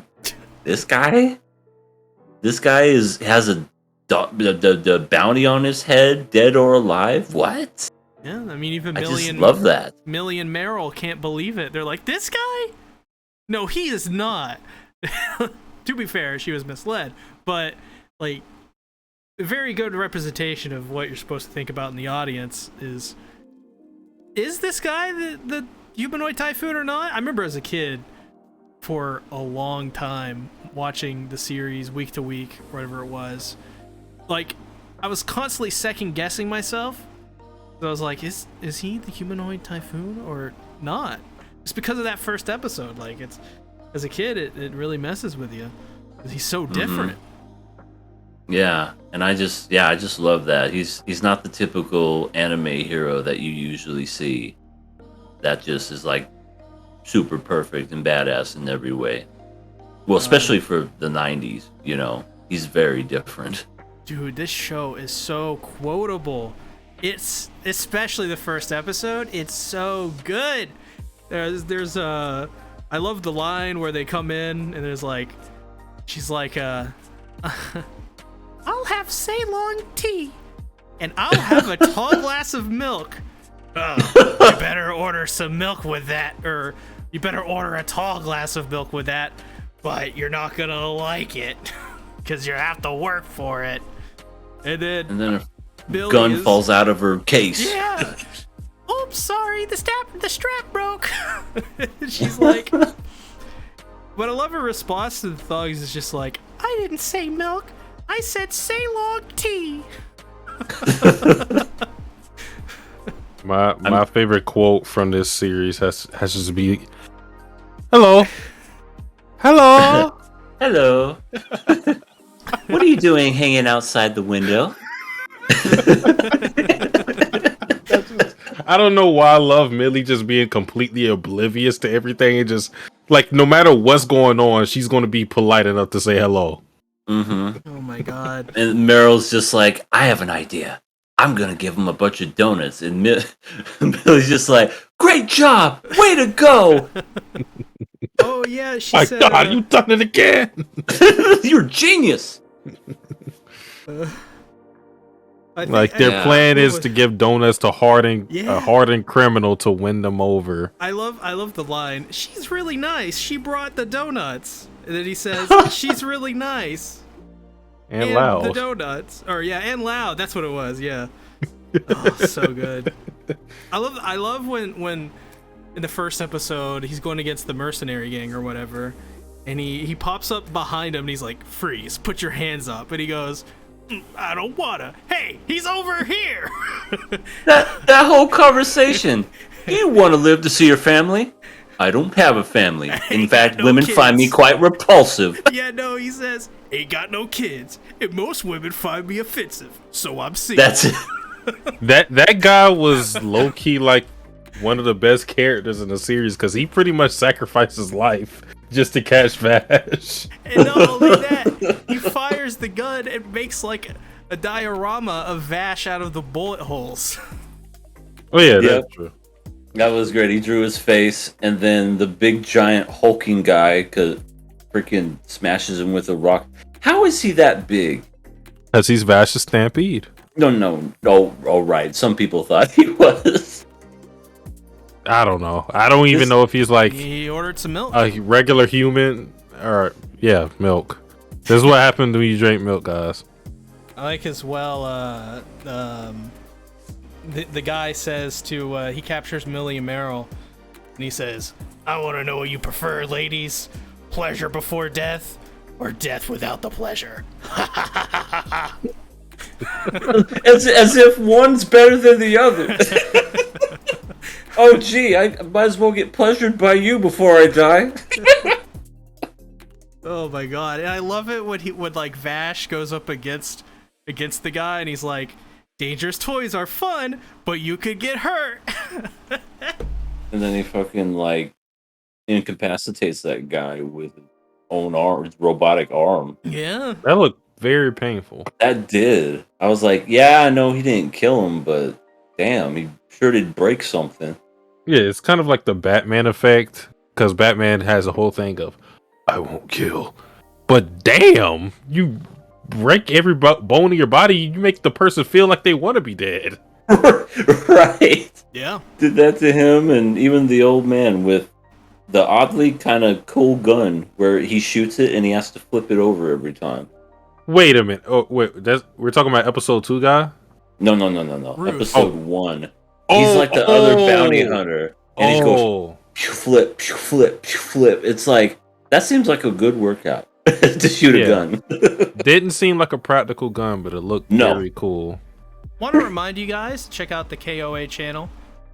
Subscribe to it because KOA, after this week, is not streaming on this channel. If you don't want to miss a future episode, go subscribe. For reals this time. Yep, for reals. I love how in the second episode, Bash is a total Marianne simp. So good. This was a problem with anime guys in the 90s. Was they were always like about girls. He's Johnny Bravo. He really is. Hey mama, come over here. I love how like the dude who's like revealed to be the bad guy or whatever, like taking all the ice or whatever it is. He's like got her Marianne dead to rights. Like Marianne turns out to be like the sheriff and all this stuff. It's like a really cool twist. And like he's like, I'm gonna kill you now. Any final words? And then Vash falls down like the shaft or whatever. And Marianne Vash says something and Marianne goes, idiot. Right. It's like, what, you call that sneaking up behind him and getting the jump on him? Dude, it's so good. God, these first two episodes are amazing. That water hoarder guy was just like, I mean, like now, you know, maybe as when I was younger, I wouldn't suspect like he was the actual villain of everything, but like looking at it now, it's like, even if he wasn't, if he didn't pull a gun out on the sheriff or anything like that, he was still pretty fucking evil. He had all of this water to himself, and he's just like, I just gotta make sure that nobody else is gonna use it for evil. The fucking town is in a drought. What are you talking about? People have left. People have abandoned an entire town because there's no water. What do you mean? I gotta make sure it doesn't fall into the wrong hands. You're the wrong hands. Yeah. What are you talking about? And how he sustained all of that stuff, or like all that water by himself, is beyond me. Right. He looks like he could barely do anything. He's got that evil Astro Boy mustache. Oh, you know, like does? the Doctor or something. His mustache looks like it's detachable, like a Lego mustache. Yeah. One of the funny parts of episode 2 to me is a very kind of like random scene, like towards the beginning, where you know the girls are looking for water. They go to the well, comes up dry. You see two random people come up and they start talking, and they have some of the worst impressions in voice acting I've ever heard, but I love it because it's old 90s. And it's just like, I tell you what, that Basher Stampede, there's no water in here. And then the little kid, you could do a great impression, see, the little kid's just like, yeah, that Basher Stampede's no good. I'm like, oh my god, this was prime voice acting back in the day. I could have made it back then. I really could have. What do you mean? We could still become voice actors now. People tell me all the time, C Tactics, become a voice actor. Replace Sean Schimmel as Goku. They tell me that every day. Is that right? Yeah. You don't have the lungs. Yeah, you're right. Yeah. Like gave up halfway. Not even halfway, like an eighth of the way. There's no point in trying. I'll voice somebody else. I'll voice Raccoon. This show has a lot of charm to it, in that it kind of does some things that I would probably criticize other shows for doing, like the whole peeping scene with Vash. But I didn't really mind it in this episode, to be honest. I'm not saying I liked it, but I just didn't really care about talking about it too much. Because I enjoyed everything else as far as like the comedy and the wacky stuff. It just has like an endearing feel to it, and I'm not one of those people that like I'm trying to like validate how I felt before about the show, because I liked the show before. I think I gave it like a 8 out of 10, 7 out of 10, something like that. I'm not one of those people that are actively looking to make sure I feel the same way I felt about it before.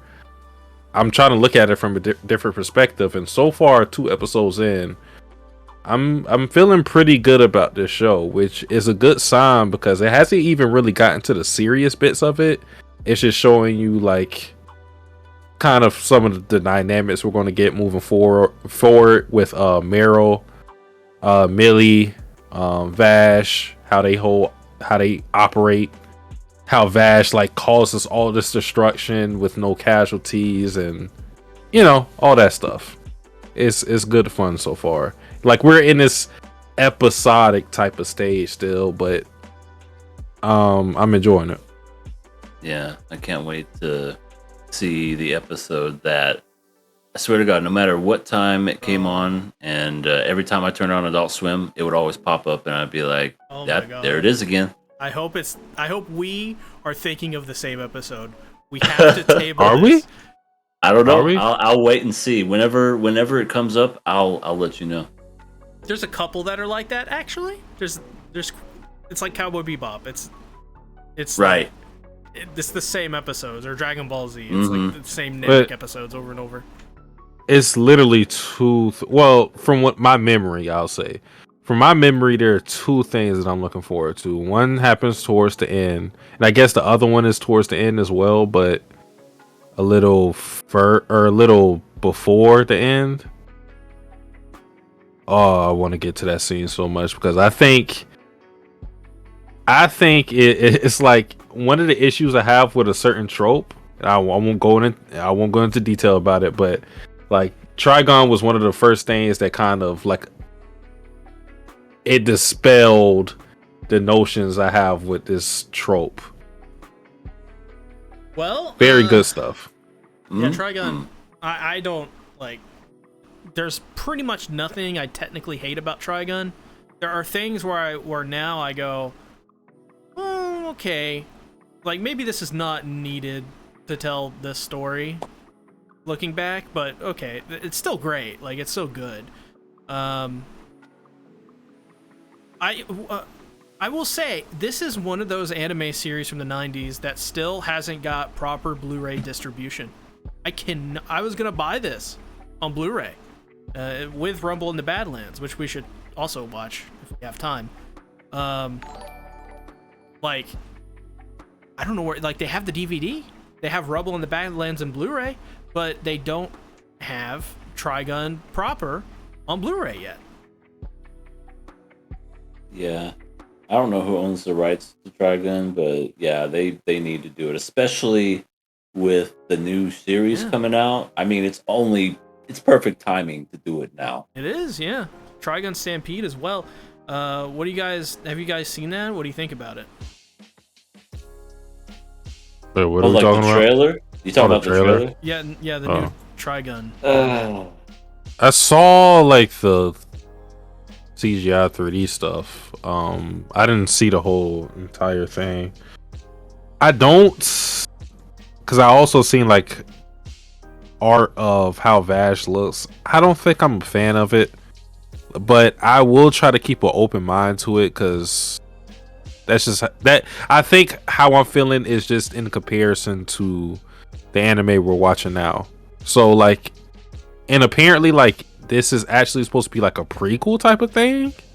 Yeah, that's what I heard from somebody. So like, I'm going to try to give it an open mind, or I'm going to try to go into it with an open mind and not. Oh my god, the story can be so good. Yeah, we can get like sprinkled donuts.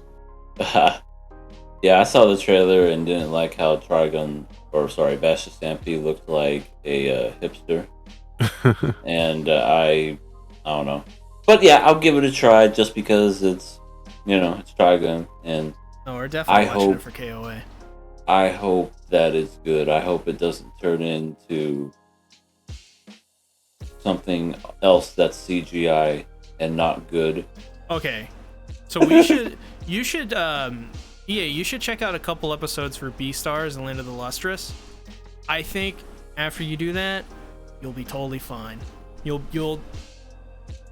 may not like some of the stuff, like the new design form or whatever, but like in terms of the story and like from a production standpoint, representing it really well, you'll love it, because it's the same people that made Beastars and Land of the Lustrous. They're like one of the most artistic and dedicated studios in anime today.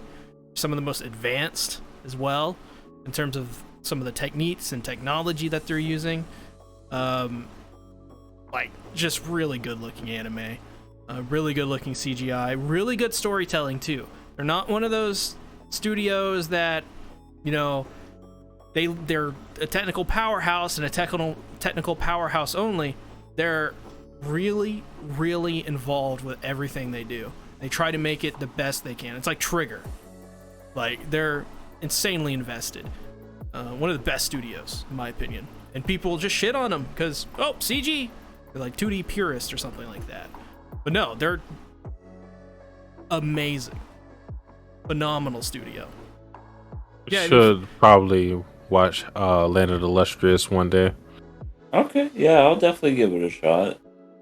QRW6 says Studio Orange hasn't failed, but we'll be keeping an eye on the new Trigun. Yeah, I can't think of a thing Orange has done that has come out and I've went, that's bad, or that's not good. Let me look at their credentials. I think they worked on like Love Live stuff before, like the CGI for Love Live. Like the dance sequence, probably. Yeah, Let's see what they got. The dance sequences and stuff. Oh, that's not a lot. Yeah, I can't criticize them for none of this. Yeah, I'm curious as well. What do they have? But yeah. Well, I'm only looking at my anime list is what they list. So, Ginga, Saijaku Muhai no Bahamut, Dimension W Studio, Nor9, Godzilla, Beastars. Godzilla, I'm sold. Yeah, Godzilla SP, Beastars, Land of the Lustrous, and Black Bullet. Yeah, no, they're a good studio. And that's just their TV stuff, but yeah. Yep. I'm honestly, I'm really, really excited for the new Trigun.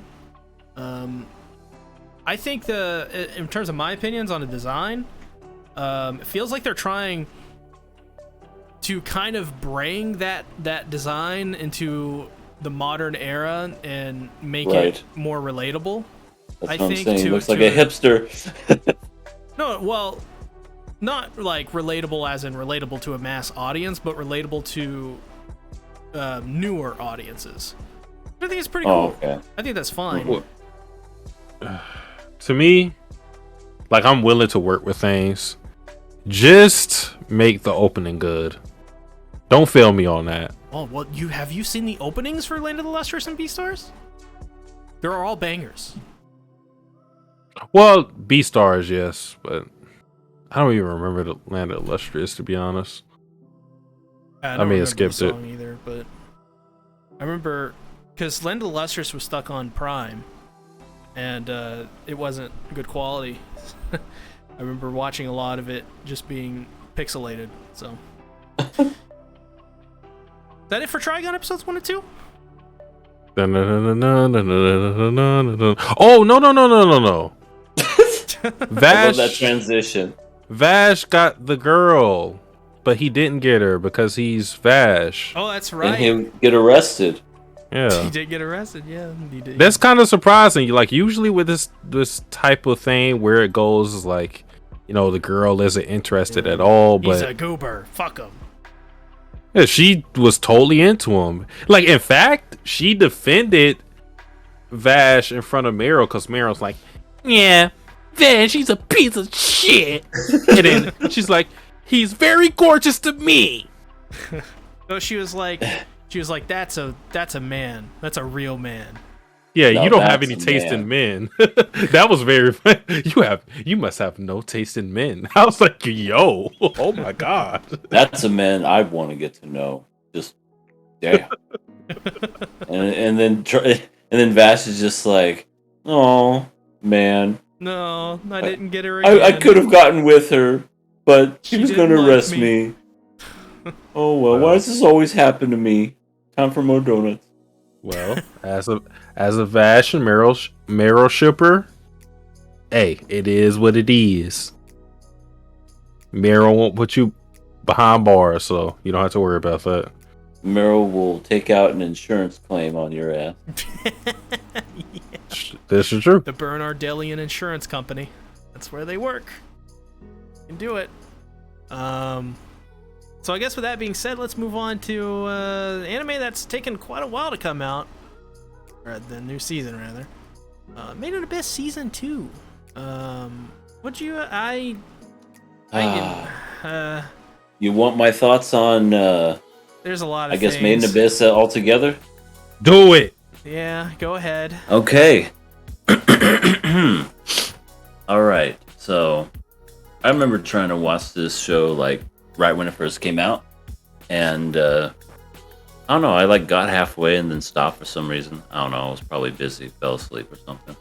But, basically, I watched all the first season and the movie before I watched this current season, and here's what I gotta say about it. That it's not made. I always thought it was made in the Abyss. It's made in Abyss. To me, that it seems like it would make more sense to be made in the Abyss. Japan. But, whatever. I think it's a fantastic anime. Like, it's pure fantasy with such amazingly drawn landscapes that are like, it just defines that world. It just puts you in that world. I know there's like isekais that'll like take you to the same cookie cutter, just like town or whatever. This place is built on a fucking island. There's a giant hole in the middle of it, surrounded by ocean. And then when you go deeper into it, it's like all these different levels, and each are very distinct.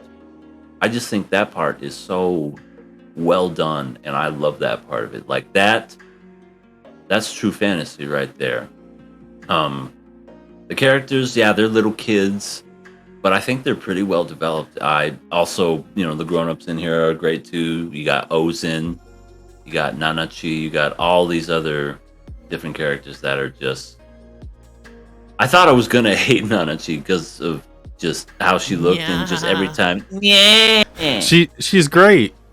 She's great. Yeah. I like Nanachi. Cool. She really surprised me. I think either I was fighting tears or I just straight up like bawled when that whole thing came to where she oh my god, when she asked Reg to kill Miti. I think that's his name. That was the first time I cried super hard in an anime in a long time. Like, I'm sitting here and I'm playing catch up, I'm marathoning this, and then that scene happens, and I'm like, well, first I thought they were gonna pull the rug out from under us and do that whole where they weren't gonna kill her, but then they actually had the balls and they did it. They were like, because she said, no, we'll be forever, but then she kind of like whispered into Reg's ear and says, do it, and then killed her. I was just like, oh shit, they actually went that way. And also, that's another thing about the show, is that it's not afraid to show some really fucked up, gory, bloody shit. No, this is definitely in the genre of horror. Like, yeah, it's that definition of what anime is, where it's like, yeah, there's kids in it and it's an animation, but it's definitely not for kids. It's 100% adult. And like, I really enjoyed this show, but I have to say some negatives about this show, though. That I don't know if it's the creator of the show or manga or whatever, there's a lot of this weird pee and poo poo stuff. It's him. It's not the anime. It's him. It's so unnecessary.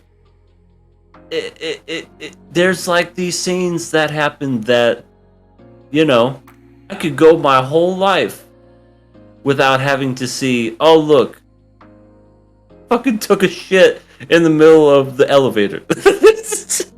Yeah, there's like this weird like smell thing he does with Nanachi. It's all and weird. then they actually have the sound effects. Just like, what the fuck is this? But You replicated those sound effects perfectly. Holy shit. Yeah, I was going to ask you how the hell did you do that, but I didn't want to ask because I was scared of what the answer would be. yeah, years of practice. But and then just the whole weird punishing kids by tying them up in like bondage torture positions is just weird to me. Yeah, like I'm gonna say that's just so. It's like put them in timeout, spank them, hell, even do other things. No, let's strip them naked and torture them and put them in bondage. yeah. Art style definitely doesn't help his case. No, it really doesn't. But to me, like, that's just a small gripe. I know it, but that to me it's a huge one because that really takes me out of the show sometimes. But like, if that stuff wasn't in there, I really feel like this show would be like almost a masterpiece. Like, it's that good. Yeah. Like, I really like this show. Like, I wasn't expecting to like it as much as I did, but I don't know. Everything's slow paced. Everything, like, it's slow paced, but a lot of things are happening, and you don't feel bored every time, like, it progresses. So, yeah, that's what I had to say about the first season and the movie. Even though I kind of felt like the movie was nothing more than just fan service, to be honest. And what I mean by that is, like, there's just a lot of fighting and unnecessary pee stuff again. Subarashi. I mean, it's cool fighting. It's really neat, but like that whole movie was them. Yeah, let's go to this place and let's go down to the 6th layer. I love Bone Druid. He is a great antagonist, and then He's so despicable, though. yeah, for sure. And I also like you talk about like the adventure and like the vastness of the world and everything. I think he plays a huge part in that, just in all the artifacts he was using during that fight. Like I love Ozen and how strong and powerful she is, but Bone Druid is also super powerful. But it's because of the amount of artifacts he has and the versatility that he has. Because it was they didn't even kill him. That's the crazy part. They didn't kill him. They just did enough for him to go, I guess I'll leave y'all alone. Yeah, and Nanachi didn't even bother to like smash the helmet and was just like, oh, that little rascal, he got away again. The fuck? You should have ended it right then and there. Bone Druid is not dying. Yeah, probably not. But yeah, Bone Druid is he did all just his whole like he shows no emotion as he's like doing this shit to people. It's just like what makes it so unsettling. Like it's like, oh, you guys are just gonna go down and get infected with the curse, and oh wow, you turned into a hollow, which apparently means you're a bunny person now. Yeah, he's super polite. He really is. He tells them you can leave and you can come back whenever you want. It's like, I don't know of any villain that's lax on like keeping people. Yeah, and I think what worse is that he's genuine about it. He's not like, I'm going to be fake and I'm actually like this. No, he's actually genuine about his politeness. It's just that he's super twisted to the point to where it's like he has like these intentions, but he's gonna say like, I'll kill you, but he's gonna say it in a sweet way. He really is. He's like a Husbando. Yeah. I mean, somebody would like him. I think you saw his eyes, didn't you? Yeah, you saw his eye that got split into like 2 and then 4. It like just kept multiplying. Yeah, But yeah, that's my overall opinion about Maiden of Abyss. It's very interesting. yeah, I pretty much agree with EA actually on everything. The thing with Made in Abyss for me is the pee stuff. We're not talking about urine. We're talking about stuff you get arrested for. Because I believe that at some point in the future, this artist, this mangaka, he's gonna get arrested. That's I wouldn't be surprised. I wouldn't either. this guy. He probably deserves it. This stuff is weird, and there's a lot of it in this episode too. This new episode that just came out last Wednesday. A lot of really weird stuff. A lot of really honestly awful stuff that should not be in a series like this, but it is. It was like a prequel, but also showing the continuation of the events after the movie. Yes. Yeah. So I think that's going to persist the way things are going. I'm okay with that. I like this group they introduced in this episode. Thought it was really cool them going, trying to go on the ship and trying to find this island, and it seems like the crew is like this. It's kind of like offsetting almost the way the captain is, and this little girl, she's just has like the worst life, and she's setting out on this adventure to hopefully, I don't know, find something about herself. But it seems like bugs. Yeah, he eats bugs. That's his thing. Raw bugs at that. I know, they're still squirming. He's just like, they prevent diseases. Ah. He's a I don't know dude. about that. He's a dude. That's for sure. See, if KOA was a ship full of seamen, Satsuki would be the captain in this, for sure. No, wait, what? Yeah, he would be the captain. I don't. What the hell? I could see Satsuki eating bugs. What? I don't think any of us could ever eat any bugs. I don't want to be that guy. I want to be on the cruise B-Love. ship. Wait, who? I was just gonna say I want to be on a cruise ship with all you could eat buffet and drink. I want to be Jack Sparrow. If I had to choose someone to be in this series, I would be B-Love. Or I guess if I could choose anybody, who's chilling in the series? I'd probably be one of like the kids who are like not doing anything. That are up in the town. Has no Yeah. aspirations for going into the abyss at all. Yes, that would be me. Yeah, same. It's like there's a curse if you go down in there, and if you come up, it'll fuck you up. No, I'm fine Yes. up here. So if that's the curse, how about I don't go down here? Little life hack. It's crazy because the curse almost kind of reminds me.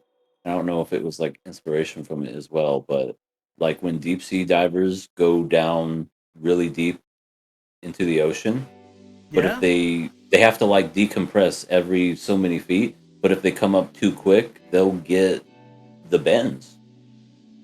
Yep, that's what it's like. Yeah. Yeah, that's what kind of reminded me of when I was thinking of when they were explaining the curse and everything that happens in the abyss. So what do we think about the new characters, though? Don't really know much about them. Once again, I thought this person was a dude, but she's a girl, the red-haired one with the compass. I'm Really? bad with gender. I'm bad with gender until they said girl, and I was like, oh, that's a girl. Well, because they all sound the same, you know? Didn't They know all her sound name like until girls. like halfway through the episode as well. Well, for me, I'll say like I read all of this in the manga, so this is new to me in the anime at least. So I always thought that she was a girl, but I thought B-Love was a girl the entire time, literally until just now. That's hilarious. Where I looked at the character, I'm like, okay, this is not a girl. He's the guy from Dr. Stone. E equals Well- MC torture. He's MC Green hair. Yeah, Onion Man. Onion Man. Oh, that takes us back. There you go. I did not know Belef was a guy until I watched the anime. So my life has changed. I suppose it has. Yeah, the stuff that they did to that poor girl, though. Like, a lot of stuff. I like just pretty much what this show sums up is just nothing but bad comes out of people, especially the adults to the children. Yeah, I like the conversation she had with Belef. Thought it was a good conversation because she has like no confidence due to her like being tortured this entire time and her feeling like she has no place because they named her one of the 3 sages. So she's like, all I did was provide the compass. I don't really have anything going for me, really. I'm not beautiful. Yeah. And then Belef is like, a thing is not beautiful because it's beautiful. It's not ugly because it's ugly. And then I forgot the point that Belef was getting to, but then I don't know why it was funny. Like he kind of like took a break in berating her, and then she just was like, "Your eyes sure are pretty." My eyes are not pretty because my eyes are pretty. But wait, what? I mean, but he was kind of flirting because then he also said like the line of also, "You are more capable and lovely than you think," and I was like, "Oh, okay, shoot your shot, King." Yeah, John Ark in here. Yeah. Another Jean Arc. And I'm guessing the natives in the prequel sequence, they're probably not there anymore because there's like a whole city built around the abyss now. I don't know nothing about nothing. I don't know shit about shit. Yeah, I guess we'll find out as it keeps going. Speaking of shit, what layer are we on? 5th or 6th? It's the 6th. They just made to the 6th layer. Well, Rico took a massive shit and could have waited 2 more minutes and then took a shit outside. No, you got to get that pee stuff in there for your pee people watching this. Fucking hate it. It's only one guy in there. There's only one guy in here, and he's an awful person. Right. Yeah. But yeah, the layers, 6th layer. If you ascend from this layer, because every layer has their certain curse affiliated with it. If you ascend from this layer, it is a loss of humanity and sometimes death. So this is I think this is the layer that Nanachi came from. Either this or the 5th one.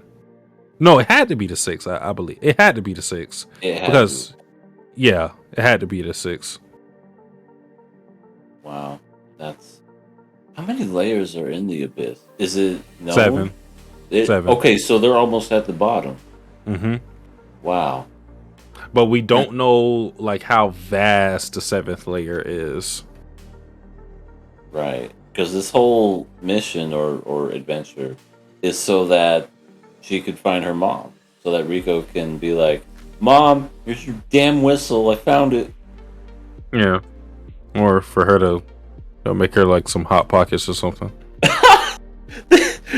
That's the main goal. It's just like, I made some hot pockets for you. What kind did you get? Ham and cheese? Get the fuck out of here. Yeah, go back. Cursed ham and cheese. It's either pepperoni or nothing at all. Yeah, no, that is the way to go. That is the way to go. But maybe that's what happens when you ascend from the 6th layer, is your pepperoni turns into a ham and cheese. What? Somebody clip that. When you ascend, your pepperoni turns into a ham and cheese. Oh my god, I'm looking at my other screenshot of B-Love talking to. I don't think this. Did they say her name? I don't want to spoil. Which one? Vueko. Oh, they did say her name? Yeah, they did. It took them a billion years to do it in this episode, but they did. I had people in my comment section, because they only said it like twice. They're like, yo, bro, you said her fucking name wrong. You're stupid. Can you speak English? Can you read? I had another guy go, bro, you haven't read Made in Abyss? Even I've read Made in Abyss. Like, what the fuck? It is. Who the fuck are you? I will say, as a person who's read the manga, because I watched the anime first and I read the manga from chapter 1.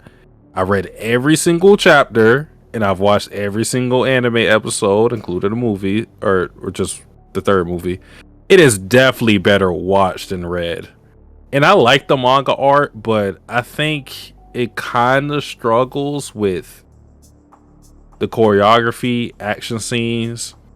And like I said, like I was struggling to figure out whether or not one of the characters' genders because of how they were drawn. And it's also to do with the coloring and whatnot, but yeah, I would like the anime is, to me, like the anime is like the true experience. But yeah, so if they say their name, I could just say it. So Fueko. I still don't know who this girl we're talking about. We're talking about Hat Girl who got tortured and stuff. Okay. I'm sorry.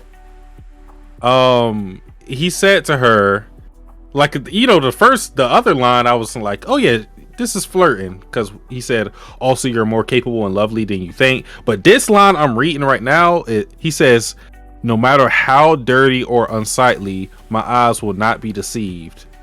He was trying to get in the pants, for certain, by any means. Hopefully in the decent way and not the other way that one creepo was doing. No. He's just, you know, this is how you do it, I guess. Basically, He said, if in normal terms, this still isn't normal, but in normal terms, he said, I don't care if you stink or if you're dirty, I still hit. I think all of them would smell. Yeah, they probably do. I mean, looks like a world where nobody showered. Yeah. Or bathes. Well, okay, that's not true. They did have that one scene where they took a bath, and then it had an unnecessary dick joke in it. I remember. Bro, there are so many moments. Dude, I don't know what it is, man. Made in Abyss fans, they come out of the woodwork to defend some of this stuff. We had to examine Reg's penis. Right. We gotta see how it works. It's just like any other well, okay, I guess a robot having a penis is weird, but still. Well, Did we're we not have going to see that in the anime? No, and anybody who says otherwise is just like deluding. You know, they're fooling themselves. Because like, if we went to Vivi, we don't have to go. We had to examine Vivi to determine if she's actually anatomically correct. Like, no, we don't have to do that. Right. As much as we joke about that, I really don't care if she is or not. You know what I mean? I don't. I especially don't. Like, this doesn't really add on to the world or anything like that. I'll tell you firsthand as a fan of the series, like, anybody who is defending or excusing some of the scenes that we see, like, just take off the cape. And they may be on a watch list. What's the point of having Reg touch Nanachi because she's fluffy and then he gets a boner? I mean, I wanted to throw my fucking computer after that. Yeah. So stupid. And you know what? I bet that's keeping this show back. I bet it is. To me, that's what it is. I feel like I said, this would be one of the greats if it didn't have that shit, in my opinion.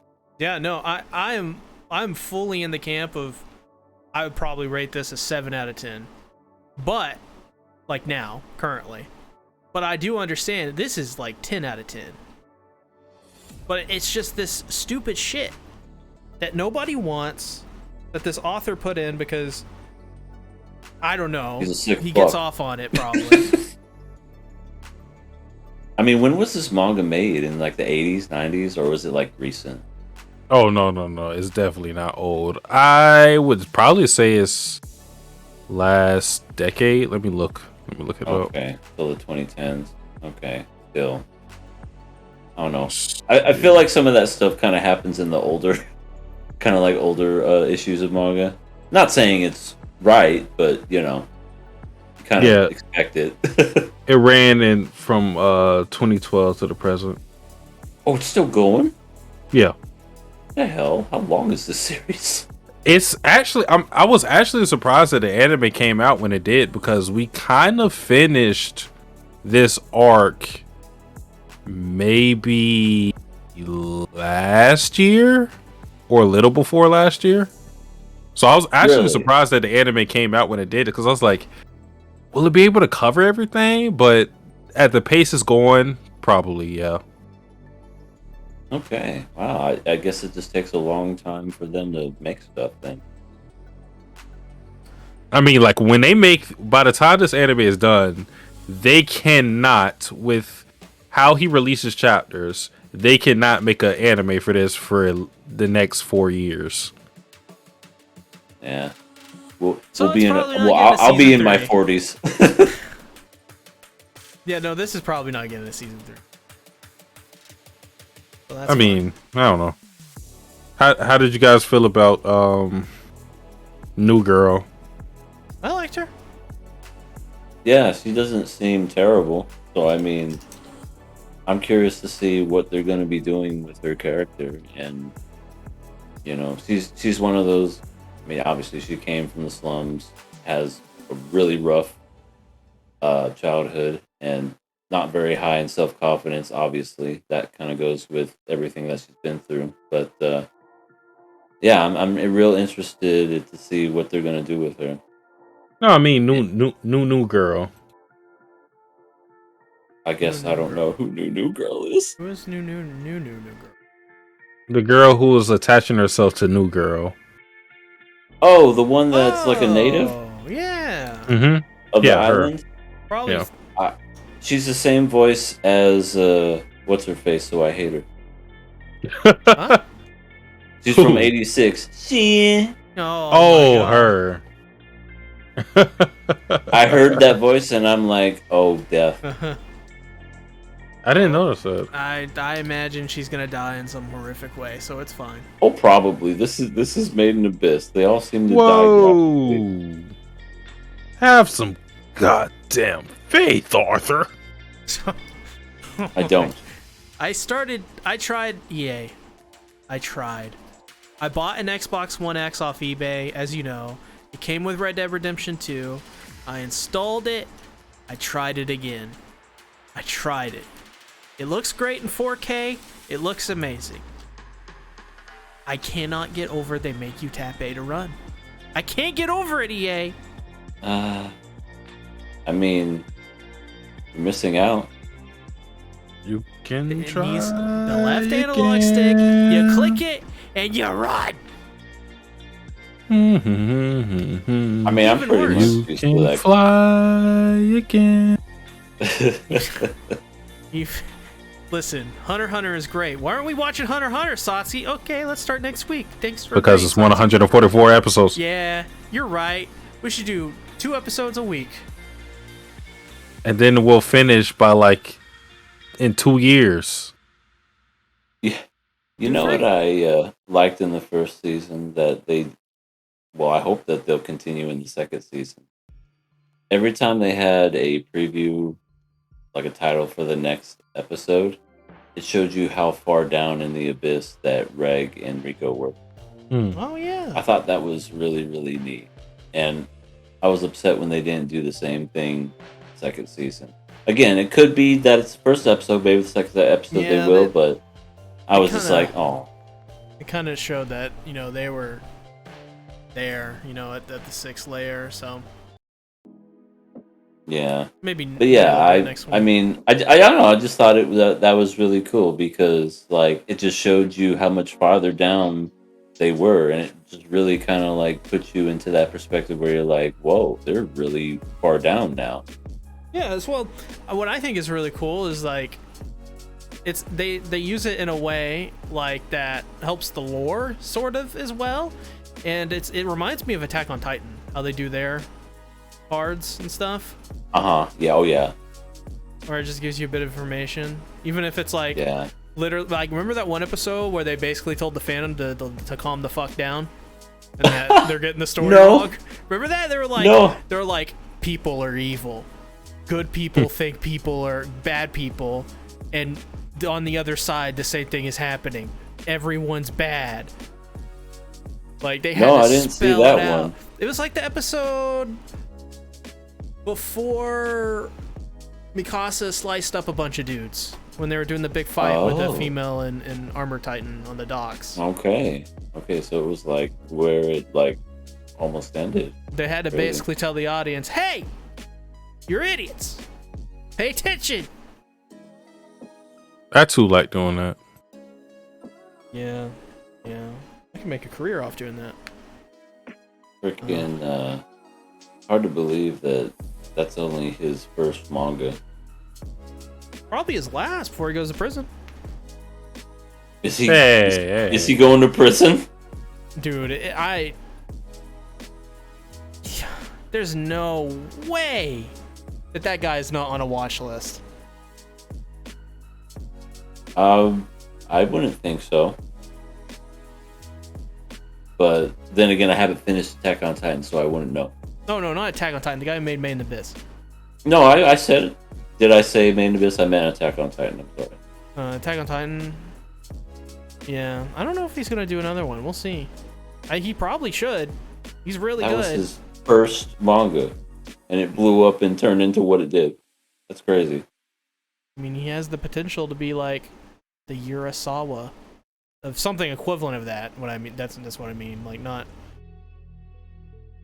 like Urasawa is like once in a fucking generational talent, but yeah, when it comes to like Made in Abyss, I don't know how many stuff he's made. I couldn't tell you, but I wonder if it all revolves around the same weird shit. Does it, Satsuki? Is there a lot of weird pea shit in the Made in Abyss manga? I mean, like everything that you're seeing in anime is pretty accurate to the manga. I would say this sounds very weird, but I would say like going into the manga of Made in Abyss was the most pointless shit I've ever done because the anime pretty much adapted everything beat for beat, and I don't think there's really any changes. Like there, like story wise, like everything's pretty much the same. So it was very faithful. No wonder it feels like it has like a slower pace, but like I said, like a lot of things are happening. Like it moves at a slower pace. That makes sense.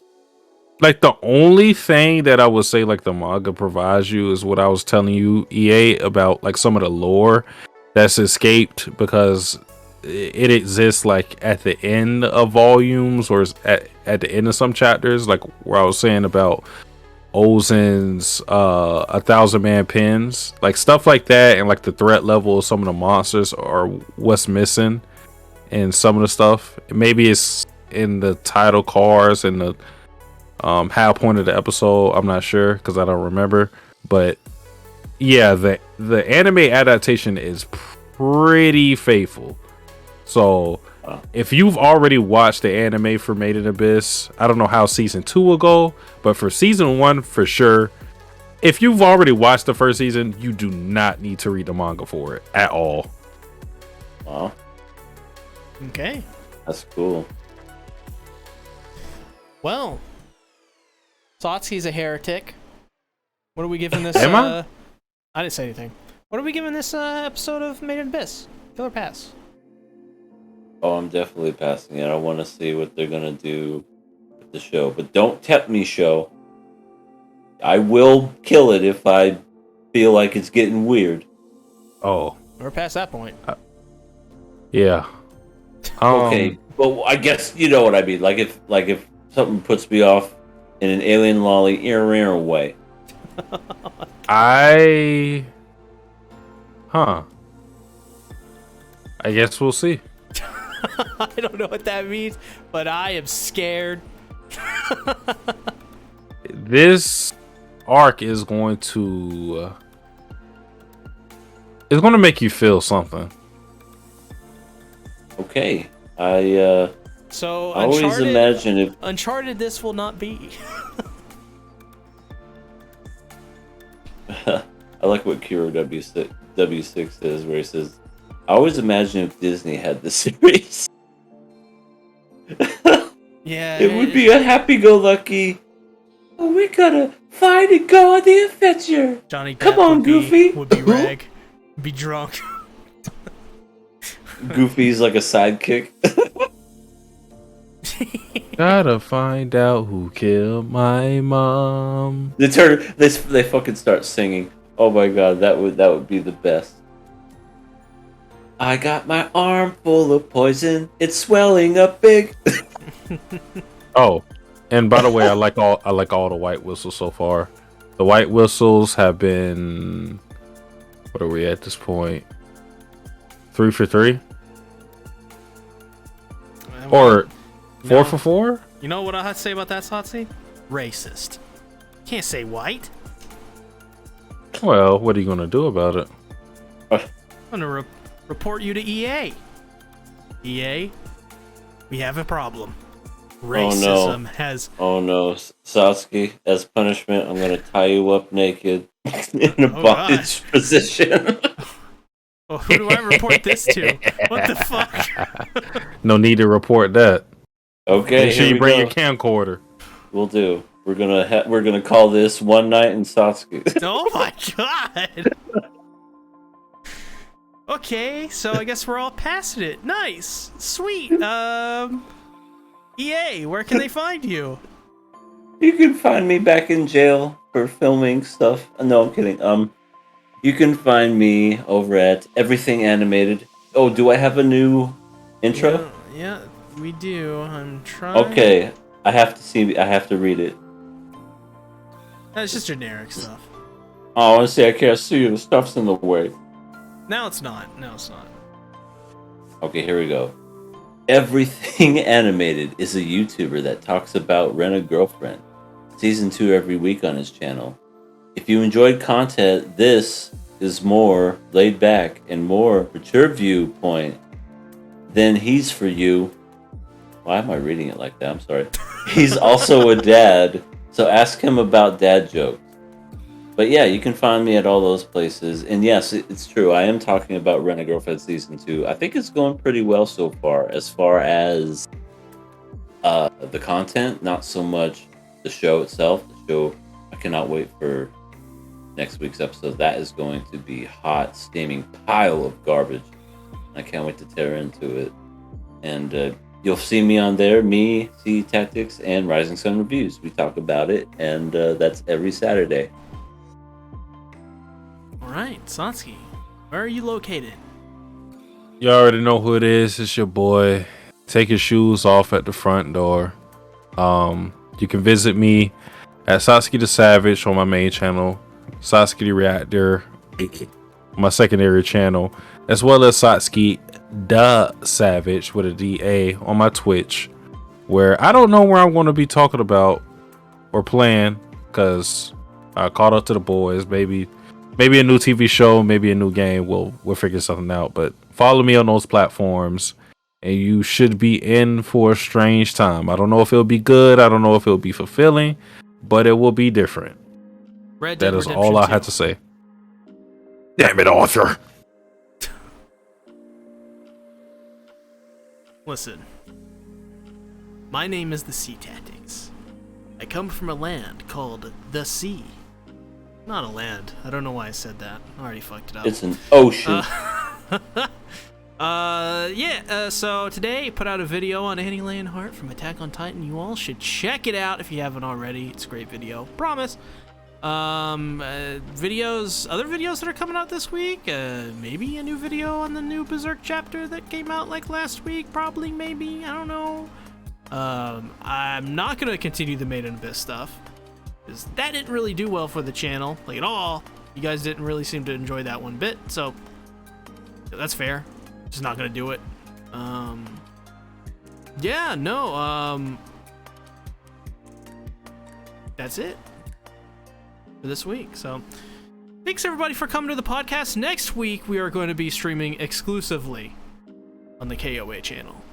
For surezies. For realsies this time, y'all. No takesies, backsies. Love y'all. Have a good night. See you next week. Bye-bye. Johnny. Later.